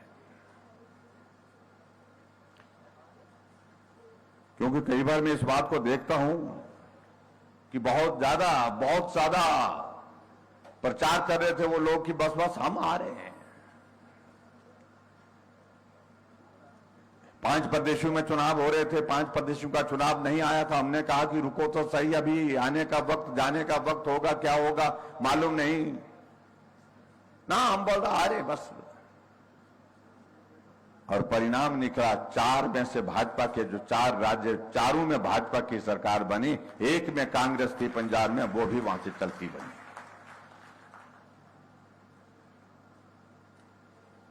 बची कहां कांग्रेस? देश में तो बची नहीं। उत्तर प्रदेश में 400 से ज्यादा सीटों पर चुनाव होता है, विधानसभा की 2 सीटें आई है। 367 सीटों पर जमानत जब्त हुई है।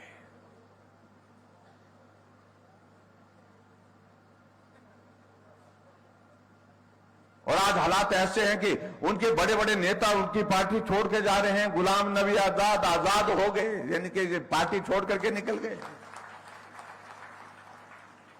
उन्होंने कहा कि बहुत हो गया, जिंदगी का सारा वक्त मैंने पार्टी के लिए लगाया। 1970 में पार्टी में आया था, पार्टी ने बहुत कुछ दिया भी, लेकिन उसके साथ साथ जो आज के हालात हैं, उस हालात में मैं पार्टी में नहीं काम कर सकता। एक परिवार और दफ्तर के चाटुका, दफ्तर के पीए जो है वो पार्टी को चला रहे हैं। कांग्रेस पार्टी जो लंबे समय तक सत्ता में है।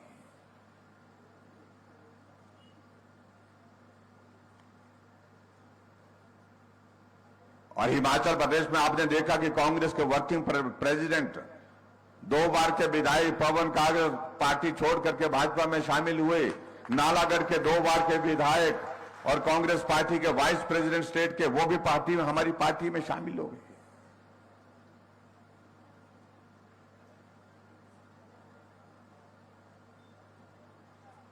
और उन्होंने इस बात को स्वीकार किया कि नहीं रही उम्मीद अब, और बेवजह हम चलते रहे जहां भविष्य नहीं है, ना देश का है, ना समाज का है, ना अपना है, तो उस रास्ते को छोड़ देना चाहिए, ये उन लोगों ने कहा है।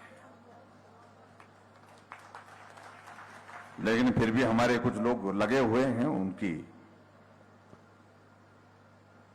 उनके बारे में मुझे कुछ नहीं कहना है। मैं सिर्फ इतना कहना चाहता हूं कि इन 5 वर्ष के कार्यकाल में हिमाचल प्रदेश में हमने काम करने की कोशिश की है। हमने गरीब के करीब रह करके काम किया है। यहां मुझे अभी एक फोटो दिया गया, यहां पर प्रधान जी ने दिया, तो उसमें कहा गया गरीब के करीब कोई है तो हम हैं।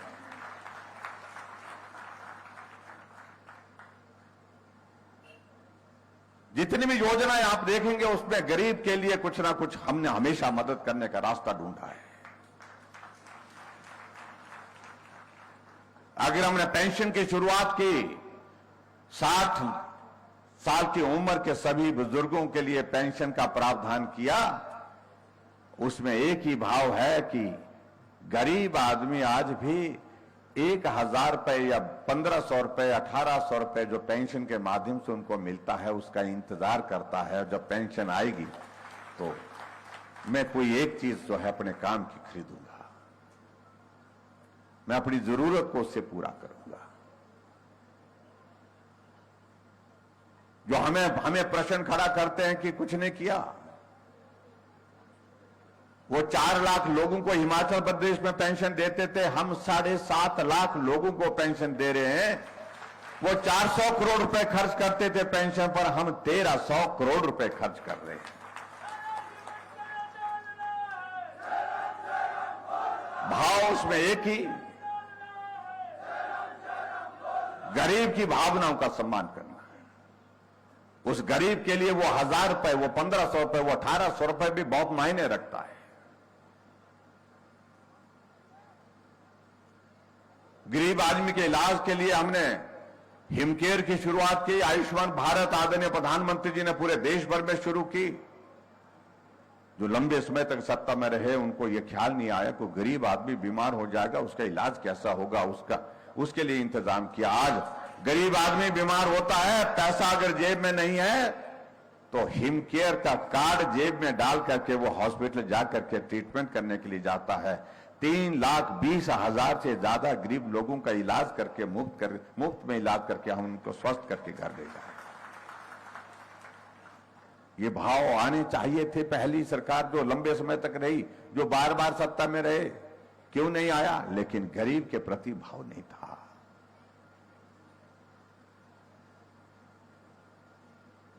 हर घर में गैस का चूल्हा पहुंचाने के लिए क्यों नहीं पहले काम हुआ? ये गैस कुछ लोगों के घर में क्यों होनी चाहिए, सबके घर में क्यों नहीं होना चाहिए? ये प्रश्न हमने खड़ा किया। ये प्रश्न पहले क्यों नहीं खड़ा हुआ? इसलिए नहीं क्योंकि उन्हें जरूरत महसूस नहीं हुई। उनके अपने घर में गैस का चूल्हा था, उन्हें इस सारी चीज की जरूरत महसूस नहीं थी कि गरीब आदमी को भी इसकी जरूरत होगी। आज हिमाचल में एक भी घर नहीं छोड़ा जहां हमने गैस का चूल्हा नहीं दिया। गृहिणी सुविधा योजना के अंतर्गत 3,35,000 गैस के चूल्हे हमने घर घर में बांटे। 1,37,000 उज्ज्वला योजना जो प्रधानमंत्री जी ने शुरू किए थे उसके अंतर्गत बांटे। लंबे समय तक सरकारें रही, बड़े बड़े नेता रहे, लेकिन कभी यह ख्याल नहीं आया। कोई आदमी लाचार हो जाए, बीमार हो जाए, उसके लिए उसकी मदद करने के कोई रास्ता नहीं था। हमने सहारा योजना शुरू की। जो बिस्तर पर पड़ा है लेकिन जिंदा है, चल नहीं सकता, अपना काम नहीं कर सकता है, हमने कहा हम उसके लिए सहारा बन करके मदद करेंगे। हमने उस योजना का नाम भी सहारा रखा। ऐसे लोगों के लिए हर व्यक्ति, जो 20,000 लोग ऐसे हैं हिमाचल प्रदेश में जो बिस्तर पर हैं लेकिन उठ नहीं सकते हैं, अपना काम खुद नहीं कर सकते हैं, बीमारी ऐसी लग गई। उन 20,000 लोगों को हम हर महीने 3,000 रुपए उनके खाते में डाल करके मदद कर रहे हैं।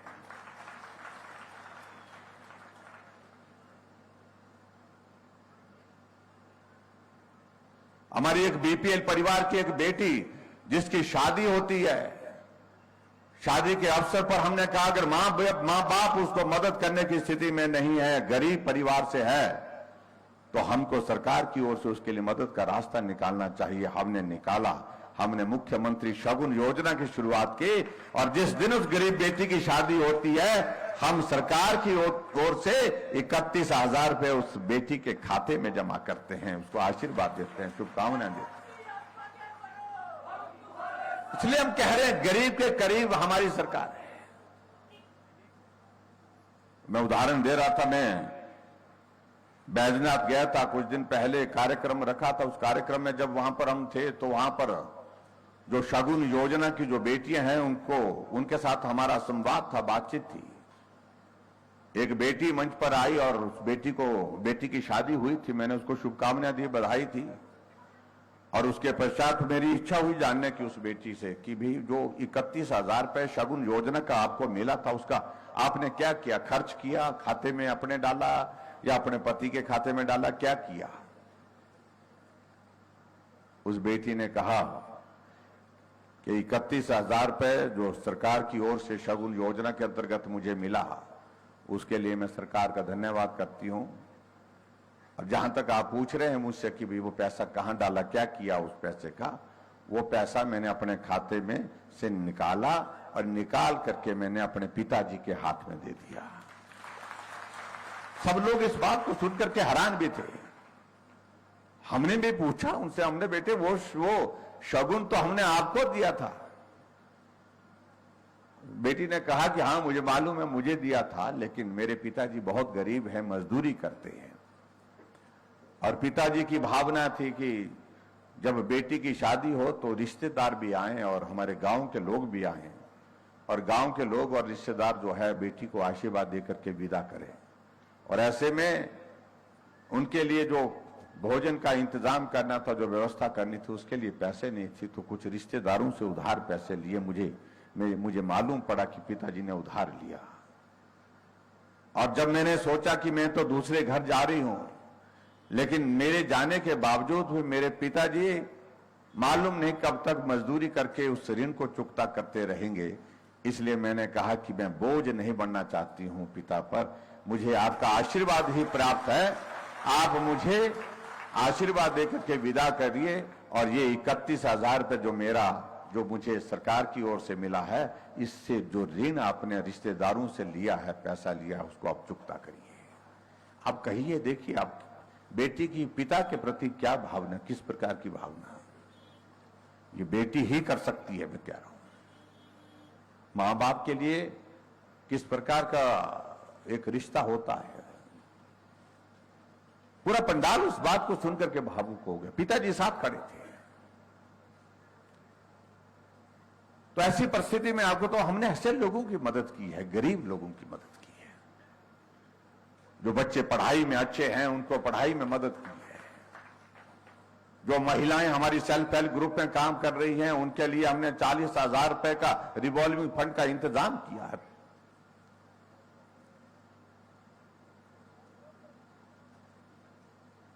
अब माताएं बहनें हमारी बड़ी संख्या में कार्यक्रम में जाती हैं, बड़ी संख्या में काम पर घर से बाहर निकलती हैं। हमने कहा कि माताएं बहनें हमारी आबादी का आधा हिस्सा है, उनका आना जाना सरल हो जाए तो उनको कुछ राहत देनी चाहिए। तो हमने तय किया कि हिमाचल प्रदेश में बसों में महिलाओं का किराया आधा लिया जाएगा।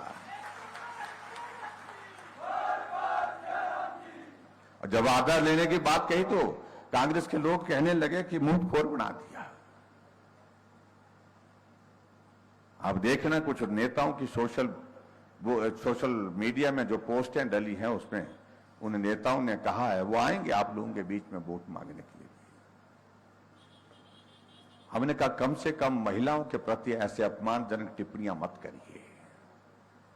महिलाएं हमारी स्वाभिमान से परिपूर्ण हैं, वो अपने सम्मान को सबसे ऊपर मानती हैं। हमने अब अगर उनके लिए मदद के रास्ता निकाला है, हमने उनको राहत देने का रास्ता निकाला है, तो कम से कम उनको मुफ्तखोर शब्द मत इस्तेमाल करिए, नहीं तो इसका खामियाजा आने वाले समय में भुगतना पड़ेगा, और वो भुगतना भी पड़ेगा उनको। हमने हिमाचल प्रदेश में इससे आगे बढ़कर के एक निर्णय और लिया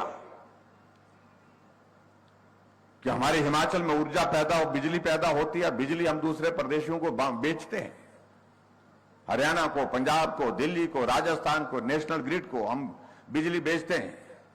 हमने कहा हिमाचल का जो हमारा मध्यम वर्ग और गरीब वर्ग, उन लोगों के लिए कुछ राहत देनी चाहिए। और इसलिए हमने निर्णय किया, हिमाचल प्रदेश में निर्णय क्या किया हमने कि 125 यूनिट तक बिजली का कोई पैसा हम नहीं लेंगे। अभी आपने देखा होगा कि जुलाई महीने का बिल आया बिजली का, लेकिन कितना आया? 0 बिल आया।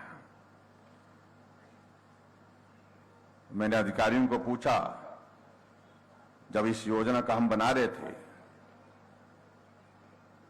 तो अधिकारियों ने कहा जी बहुत मुश्किल है। मैंने कहा कितना किराया लेते हैं आप गरीब से गरीब आदमी के लिए? तो कहा कि एक बार मीटर किसी घर में लग गया तब लट्टू जले चाहे ना जले 55 रुपए 55 रुपए हर महीने का उसको देना ही पड़ता। हमने कहा वो क्यों देना पड़ता है? वो देना इसलिए पड़ता है क्योंकि 15 रुपए मीटर के फिक्स चार्जेज है, और उसके बाद 40 रुपए जो है सर्विस चार्जेस के जो फिक्स चार्जेस है वो देने ही पड़ते हैं। 55 रुपए देने पड़ते हैं, लट्टू जले ना जले। और हमारे और आपके तो रिवाज है कि यहां पर हमारे तो डोगरी के लिए जाते हैं, डोगरी बोलते हैं आपके ना, गर्मी के मौसम में, बरसात के मौसम में डोगरी के लिए जाते हैं, 4-6 महीने वहां गुजारते हैं, जब सर्दी का मौसम आता है तो नीचे आते हैं। जो डोगरी में लट्टू लगा हुआ है, जलता है नहीं है, मीटर लगा के रखा है वहां पर, और उसके बाद हर महीने का 55 रुपए उसका भुगतना पड़ रहा था। हमने कहा यह गलत है भाई, जब लट्टू जला नहीं तुम्हारा तो पैसा किस बात का। इसलिए हमने तय किया कि भाई हम हिमाचल प्रदेश में गरीब लोगों के साथ खड़े हैं,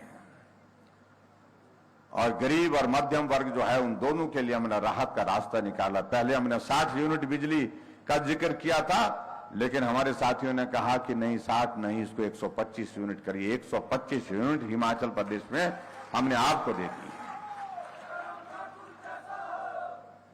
और तब जाकर के और भी ज्यादा कहने लगे, हमारे मुफ्तखोर पूरे प्रदेश को बढ़ा दिया।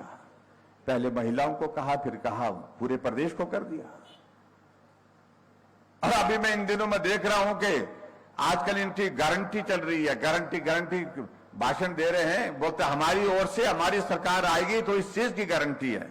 10 गारंटी दी, और गारंटी देने वाले वो लोग हैं जिनकी अपनी ही गारंटी नहीं है। पहले मैंने कहा पहले अपनी गारंटी तो पूरी करो, पक्की करो। वो नहीं हो सकती, वो जनता ने तय करनी है। कहा कि हम आएंगे सत्ता में तो महिलाओं को 18 साल से 60 साल तक हम 1500 रुपए महीने का देंगे।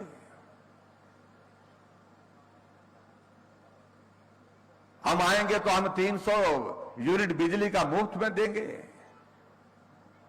हमें कहते थे कि मुफ्तखोर बना दिया, और हमने तो 125 यूनिट दिए जो व्यवहारिक रूप से किया जा सकता था, वो 300 यूनिट की बात कह रहे हैं। और मैं उनसे पूछना चाहता हूं, कांग्रेस के नेताओं को, जिन राज्य के मुख्यमंत्री ने आकर के यहां पर यह घोषणा की, क्या नाम उनका, बघेल है, वहां से छत्तीसगढ़ से जो मुख्यमंत्री हैं, वो यहां आए, उनसे पूछिए कि क्या वो अपने प्रदेश में 1500 रुपए हर महिला को दे रहे हैं क्या वहां पर वो 300 यूनिट बिजली का फ्री दे रहे हैं क्या? नहीं दे रहे हैं। जब वहां नहीं दे रहे हैं तो यहां देने की बात कहां से कर रहे हो? भाई और बहनों, ये गुमराह करने की सारी बातें हैं, इन सारी बातों से हमको बाज आना है। मैं आप सबसे यहां निवेदन करने के लिए विशेष तौर से आपके बीच में हूं कि पूरे देश भर में रिवाज बदल गया भाई। हमने हर जगह कहा इस बात को, और हम इस रिवाज की बात आज नहीं कर रहे, हम पहले दिन से हमने रिवाज की बात कही है। जब हिमाचल में सरकार में आए तो पहले दिन से हमने रिवाज की बात का जिक्र किया है, और जिक्र ऐसे किया है, जब हिमाचल प्रदेश में सरकार बनती थी, बदलती थी, तो पूर्व सरकार के खिलाफ कार्रवाई करने के आदेश करते थे, पूर्व सरकार की योजनाओं को रद्द कर देते थे, पूर्व सरकार की योजनाओं को रोक लगा देते थे।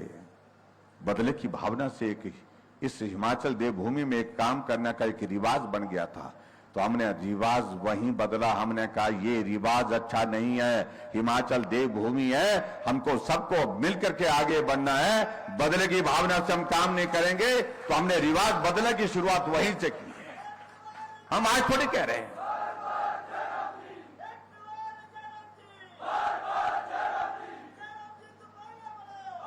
और ऐसे ऐसे रिवाज डाल दिए थे। रिवाज तो यह भी बना हुआ था कि भाई सरकार बदल गई थी तो टोपी बदल जाती थी।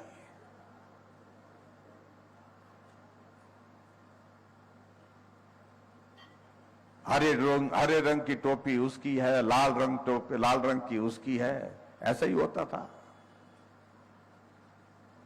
और हमने तो यहां तक देखा कि जो टोपी हमारा हिमाचल की शान है, पहचान है, जब उनके रंग के मुताबिक टोपी नहीं दी गई तो टोपी ही फेंक दी मंच पर से। आपके इस विधानसभा क्षेत्र के नेता उस वक्त हिमाचल प्रदेश सरकार में मंत्री थे, और शिमला के पीटर हॉब के हॉल में कार्यक्रम हो रहा था। हमारे केंद्रीय मंत्री स्वास्थ्य मंत्री जगत प्रकाश नड्डा जी भी उस दिन वहां पर थे, और भी मंत्री केंद्र के थे, और गलती से उनने जो है लाल टोपी जो वीरभद्र सिंह को दे दी और उन्होंने उसको डैश से फेंक दिया। ये टोपी सबकी है, हरी भी अपनी है, लाल भी अपनी है, ये हिमाचल की टोपी है। इसलिए हमने रिवाज बदलने की बात उसी दिन कही है कि रिवाज बंद होना चाहिए। टोपी सिर में पहनी जाती है, और जो सिर में जो चीज पहनी जाती है उसको अपमानित नहीं करते हैं, उसको सम्मानित करते हैं। इसलिए ये टोपी हिमाचल की है, हरी भी अपनी है और लाल भी अपनी है, कुल्लू की भी अपनी है। हर जगह की जो टोपी हिमाचल की वो अपनी टोपी है। लेकिन जब आजकल हमें रिवाज बदलने की बात कह रहे हैं तो और ज्यादा परेशान हो रहे हैं हमारे साथी। नहीं बोलते रिवाज नहीं बदलना। हमने कि क्यों नहीं बदलना, जब पूरे देश भर में थारे बोले भी होना है।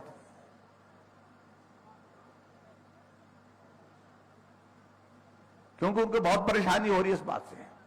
अरे रिवाज बदल गया। उत्तर प्रदेश में 37 वर्षों से एक पार्टी 5 वर्ष से राज करती नहीं थी, 5 वर्ष के बाद सरकार बदल जाते थे, और अब की बार रिवाज बदला। योगी जी थे, योगी जी फिर आ गए, रिवाज बदला ना।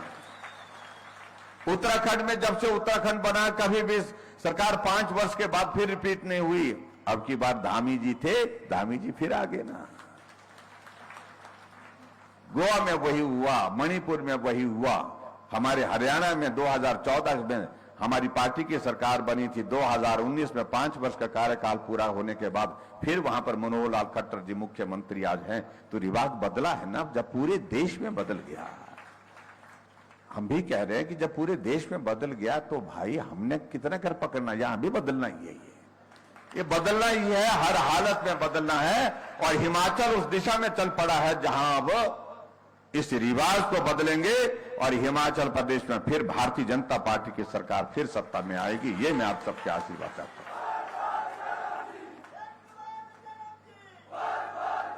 और उसके लिए जरूरी क्या है? उसके लिए जरूरी यह है कि हमारे देश के यशस्वी प्रधानमंत्री नरेंद्र भाई मोदी जी जो हिमाचल के लिए मदद कर रहे हैं, हमेशा मदद करते हैं। अभी जैसे ये कह रहे थे कि मुख्यमंत्री 10 बार आ गए, इसलिए आए क्योंकि आपके साथ हमारे एक रिश्ता है। बुलाए तो भी आए, नहीं आए नहीं बुलाए तो भी आ जाता हूं। और यही कारण है कि हिमाचल के साथ नरेंद्र मोदी जी का एक रिश्ता है। अभी तक हिमाचल प्रदेश में 7 बार उनका आना हो गया, 7 बार। और हिमाचल प्रदेश में उनका चुनाव से पहले, चुनाव की घोषणा होने से पहले उनका आना भी 10 बार हो जाएगा, क्योंकि 3 कार्यक्रम और निर्धारित हो गए। मंडी के पड्डल के मैदान में 24 तारीख को युवाओं का सम्मेलन रखा है। यहां सभी नौजवान बैठे हैं।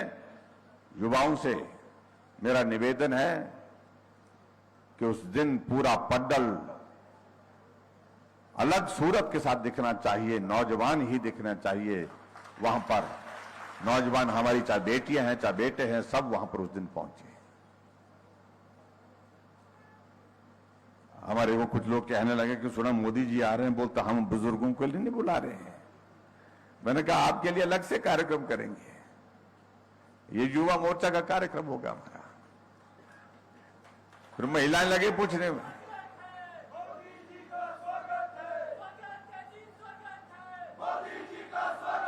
महिलाएं पूछने लगे कि वो हमको नहीं है चंदा, बोलते। मैं कहा आपको भी चंदा है, ऐसा नहीं है, चंदा आपको भी है। लेकिन एक स्पेसिफिक एक प्रोग्राम किया है हमने, 40 साल से कम के यूथ को वहां पर लाने का, पूरी ताकत के साथ नौजवान उनके साथ खड़ा हो करके देश को आगे चलाने के लिए जो है उनको शुभकामनाएं दी। उस दिन मेरा आप सबसे निवेदन है कि बड़ी संख्या में आप पहुंचे। बाकी सारी बातें होती रहेंगी। मेरा जौहर जी से भी इस बात के लिए निवेदन है, पूरण जी हैं बैठे हैं, दोनों साथी तो थे उनके ही, उम्र का बड़ा हिस्सा इकट्ठा निकाला हमने उनके साथ।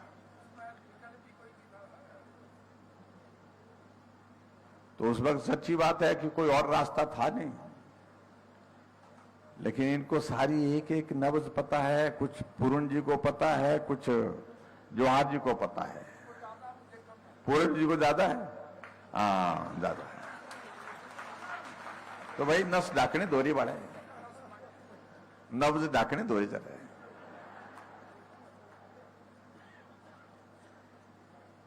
और आप दोनों ने नब्ज पकड़ लिया, ये भी मैं मानता हूं। नब्ज तो तभी तो हुआ ये सारा, तो आगे भी दोरी ढाकनी को।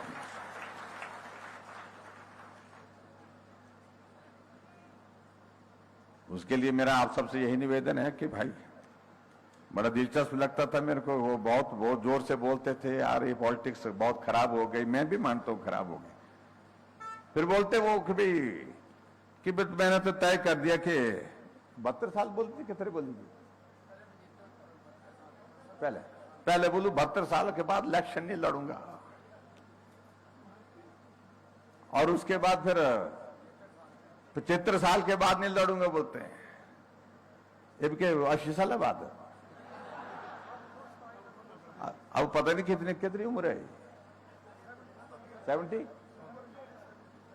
77। हाँ, अब फिर चुनाव के लिए बोलता कि इलेक्शन लड़ लेना, मैंने बोलता है। पता नहीं उनकी ही पार्टी के एक नेता के साथ कोई उनकी आपस में हुई होगी, उनने कहा कि अब उम्र नहीं रही, उनने कहा कि मेरे साथ चल करके देखना, बोलते हैं पहाड़ में चल करके देखना। वो तो खैर उनकी पार्टी की बात है, उसमें मुझे ज्यादा नहीं कहना है। लेकिन मैं इतना मानता हूं कि अपनी अपनी पार्टी में अपना अपना वो दौर होता है, लेकिन द्रंग विधानसभा क्षेत्र के सभी भाई बहनों से मेरा निवेदन है, मुझे आपकी जरूरत है, मेरी पार्टी को आपकी जरूरत है, नरेंद्र मोदी जी को आपकी जरूरत है, इस प्रदेश को आपकी जरूरत है। जहां हिमाचल में भाजपा की सरकार बनने वाली है, उसमें आपका विधायक हिमाचल प्रदेश की विधानसभा में होना चाहिए। मैंने कभी भी इस तरह से आपसे आशीर्वाद नहीं मांगा, क्योंकि ऐसा मौका जिंदगी में आया ही नहीं। और इसलिए मैं आज आपके बीच में यह कहना चाहूं कि सबसे ज्यादा जरूरत क्या है आपके इस क्षेत्र के लिए, कि यहां विकास हो, इसका यहां काम हो, यहां हर क्षेत्र में काम हो। उस दृष्टि से हिमाचल प्रदेश में अगर यूनिवर्सिटी बनाने के लिए लगभग 64-65 वर्षों के बाद कोई यूनिवर्सिटी दूसरी बनी, तो वो हमने मंडी में बना करके दी है, मंडी में बना करके दी है। और आज मैं पता कर रहा था, मंडी के जो नई यूनिवर्सिटी में उसमें एडमिशन 700 लोगों की एडमिशन अभी इसी सेशन में पहली शुरू हुई, 700 एडमिशन हो गई। और आपको यह भी मैं कहना चाहता हूं, संभावना यही बन रही है कि वो यूनिवर्सिटी का कैंपस आपके ही विधानसभा क्षेत्र बासाधार में बन रहा है।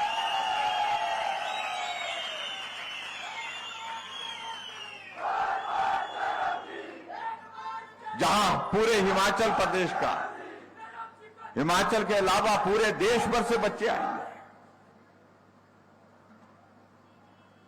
ये द्रंग बालू ने पता नहीं क्या कब ये भाग्य में भी पता नहीं आपकी लिख रखी है।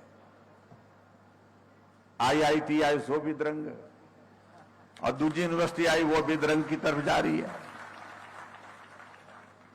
लेकिन इस यूनिवर्सिटी में सबसे बड़ी बात मैं ये जरूर कहना चाहता हूं, इस यूनिवर्सिटी के बनने के पश्चात जब ये पूरा कैंपस बन जाएगा, तो कैंपस की स्ट्रेंथ जो है वो 6,000-7,000 के करीब होगी। उस वक्त देख लेना, मैं बता दूं 6,000 बच्चे जहां जिस कैंपस में होंगे, आप समझ लीजिए कि उसकी इकोनॉमिक एक्टिविटी, आर्थिक गतिविधियां का कितना इंपैक्ट होगा, आप अंदाजा लगा सकते हैं इस बात को लेकर के। नौजवानों को रोजगार मिलेगा, बच्चों को घर से रोटी खा करके यूनिवर्सिटी में पढ़ने का अवसर मिलेगा। आपके द्रंग विधानसभा क्षेत्र के लोग, मंडी के, और बेटी को विशेष तौर से जो बेटियां किसी वजह से नहीं जा पाती हैं, परिवार की परिस्थिति ऐसी नहीं है, सामाजिक परिस्थिति ऐसी नहीं है जिसके कारण शिमला यूनिवर्सिटी में पढ़ने के लिए जा सके, वो यहां इस मंडी यूनिवर्सिटी में पढ़ेंगी और अपना भविष्य आगे आने वाले समय में संवारेंगी। इससे ज्यादा मैं समझता हूं और कोई चीज हो नहीं सकती है। जिसको हम कह सकते हैं कि स्टेट का सबसे बड़ा कोई इंस्टीट्यूशन कोई अगर होगा वो यूनिवर्सिटी होती है। वो इंस्टीट्यूशन आपके यहां पर मिल रहा है, तो ये आपके लिए बहुत गर्व की बात है। इस बात को मैं जरूर कहना चाहता हूं। और आने वाले समय में हमारा जो एक लक्ष्य है, जिसको हम बरोड के इलाके के लिए, जो हमारे आईडीबी के जो हमारा एडीबी का जो प्रोजेक्ट आया है 2100 करोड़ रुपए का, उसका फर्स्ट फेज और सेकंड फेज में हम ये प्रावधान कर रहे हैं। चाहे वो जटिंगरी के लिए तो हमने पहले भी कर दिया है टूरिज्म में प्रावधान, लेकिन अब उसको आगे जोड़ रहे हैं। बरोड में भी बहुत बढ़िया टूरिज्म का कैंपस बनाने के लिए हम वहां पर भी इन्वेस्टमेंट कर रहे हैं उस माध्यम से, और उसकी भी हमने डिटेल प्रोजेक्ट बनाने की डीपीआर बनाने के लिए आदेश कर दिए हैं। और पराशर राव का 3 चीजें ऐसी कनेक्ट हो जाएंगी, ऐसी जुड़ जाएंगी, जहां देश भर का, प्रदेश भर का टूरिस्ट आएगा, घूमेगा, रहेगा, देखेगा, आनंद करेगा। ये 2 चीजें आपको कहूं, मुझे लगता है कि इन 2 चीजों से आपके इस विधानसभा क्षेत्र की हम कायाकल्प कर सकते हैं। वहां जहां तक सड़कों की बात कही, और सड़कों के मामले में तो मैं ये कहना चाहता हूं कि द्रंग विधानसभा क्षेत्र में जितनी सड़कें पहले बनी उससे कम नहीं, उससे ज्यादा सड़कें हमने इस कार्यकाल में बना कर दी।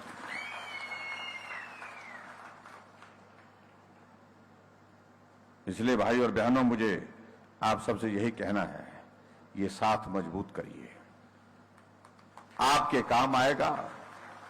और आपके काम जो है ये बहुत लंबे समय तक आएगा, ये मैं जरूर कहना चाहता हूं जब अवसर प्राप्त हुआ है।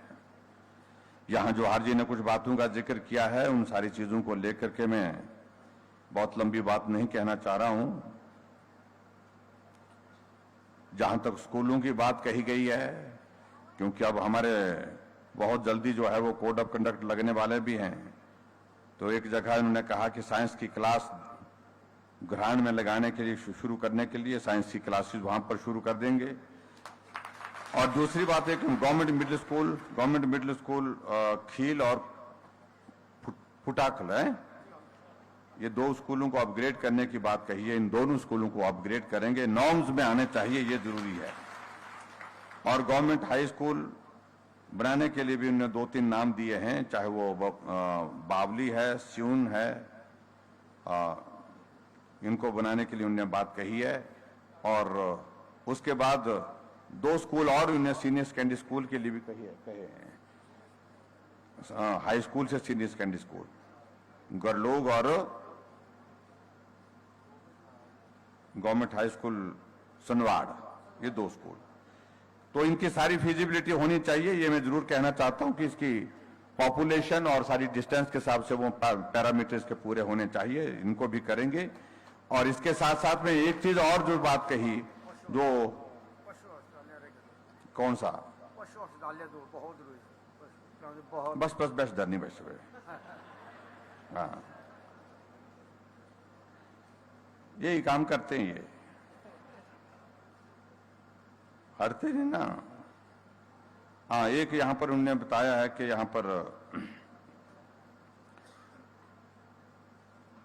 एक पशु औषधालय खोलने की बात कही है ग्राम पंचायत धमचान में, है ना, धमचान के ग्रामीण में, एक बह में, 2 मंगे, बस धरनी बैठाओ।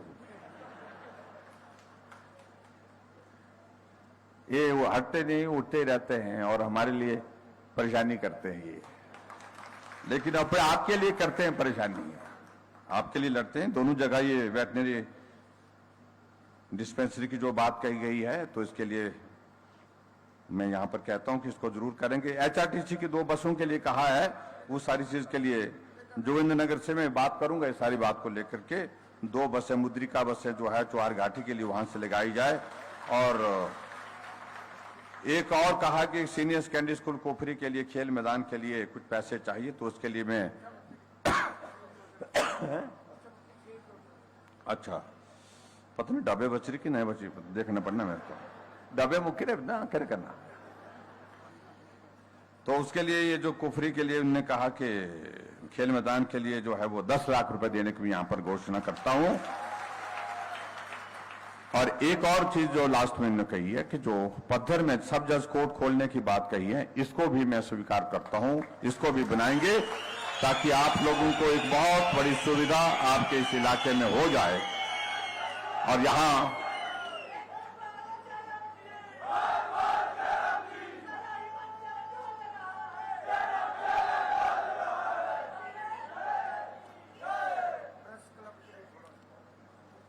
बात तो ठीक है, आप लोगों ने जो बात कही है कि एक बार जा रहा हूं फिर बार बार जा रहा हूं, वो तो बात ठीक है, पर बोल करना ना खट्टी के होना ही खटना पड़ेगा आप लोगों को भाई।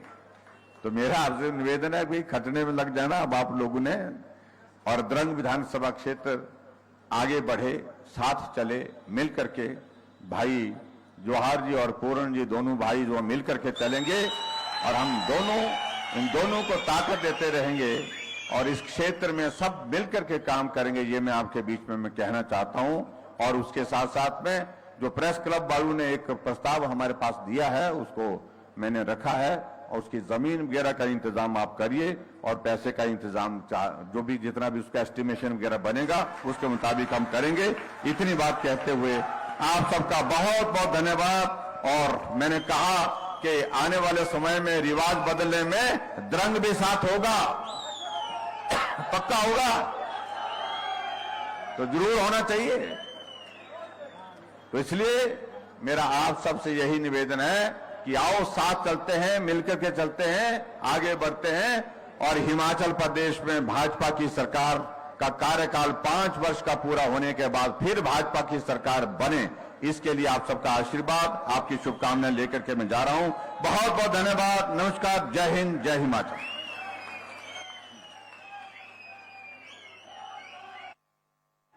बहुत आभार माननीय मुख्यमंत्री जी आपका। एक बार पूरे पंडाल की आभार भरी तालियों के साथ धन्यवाद कहें माननीय मुख्यमंत्री जी को।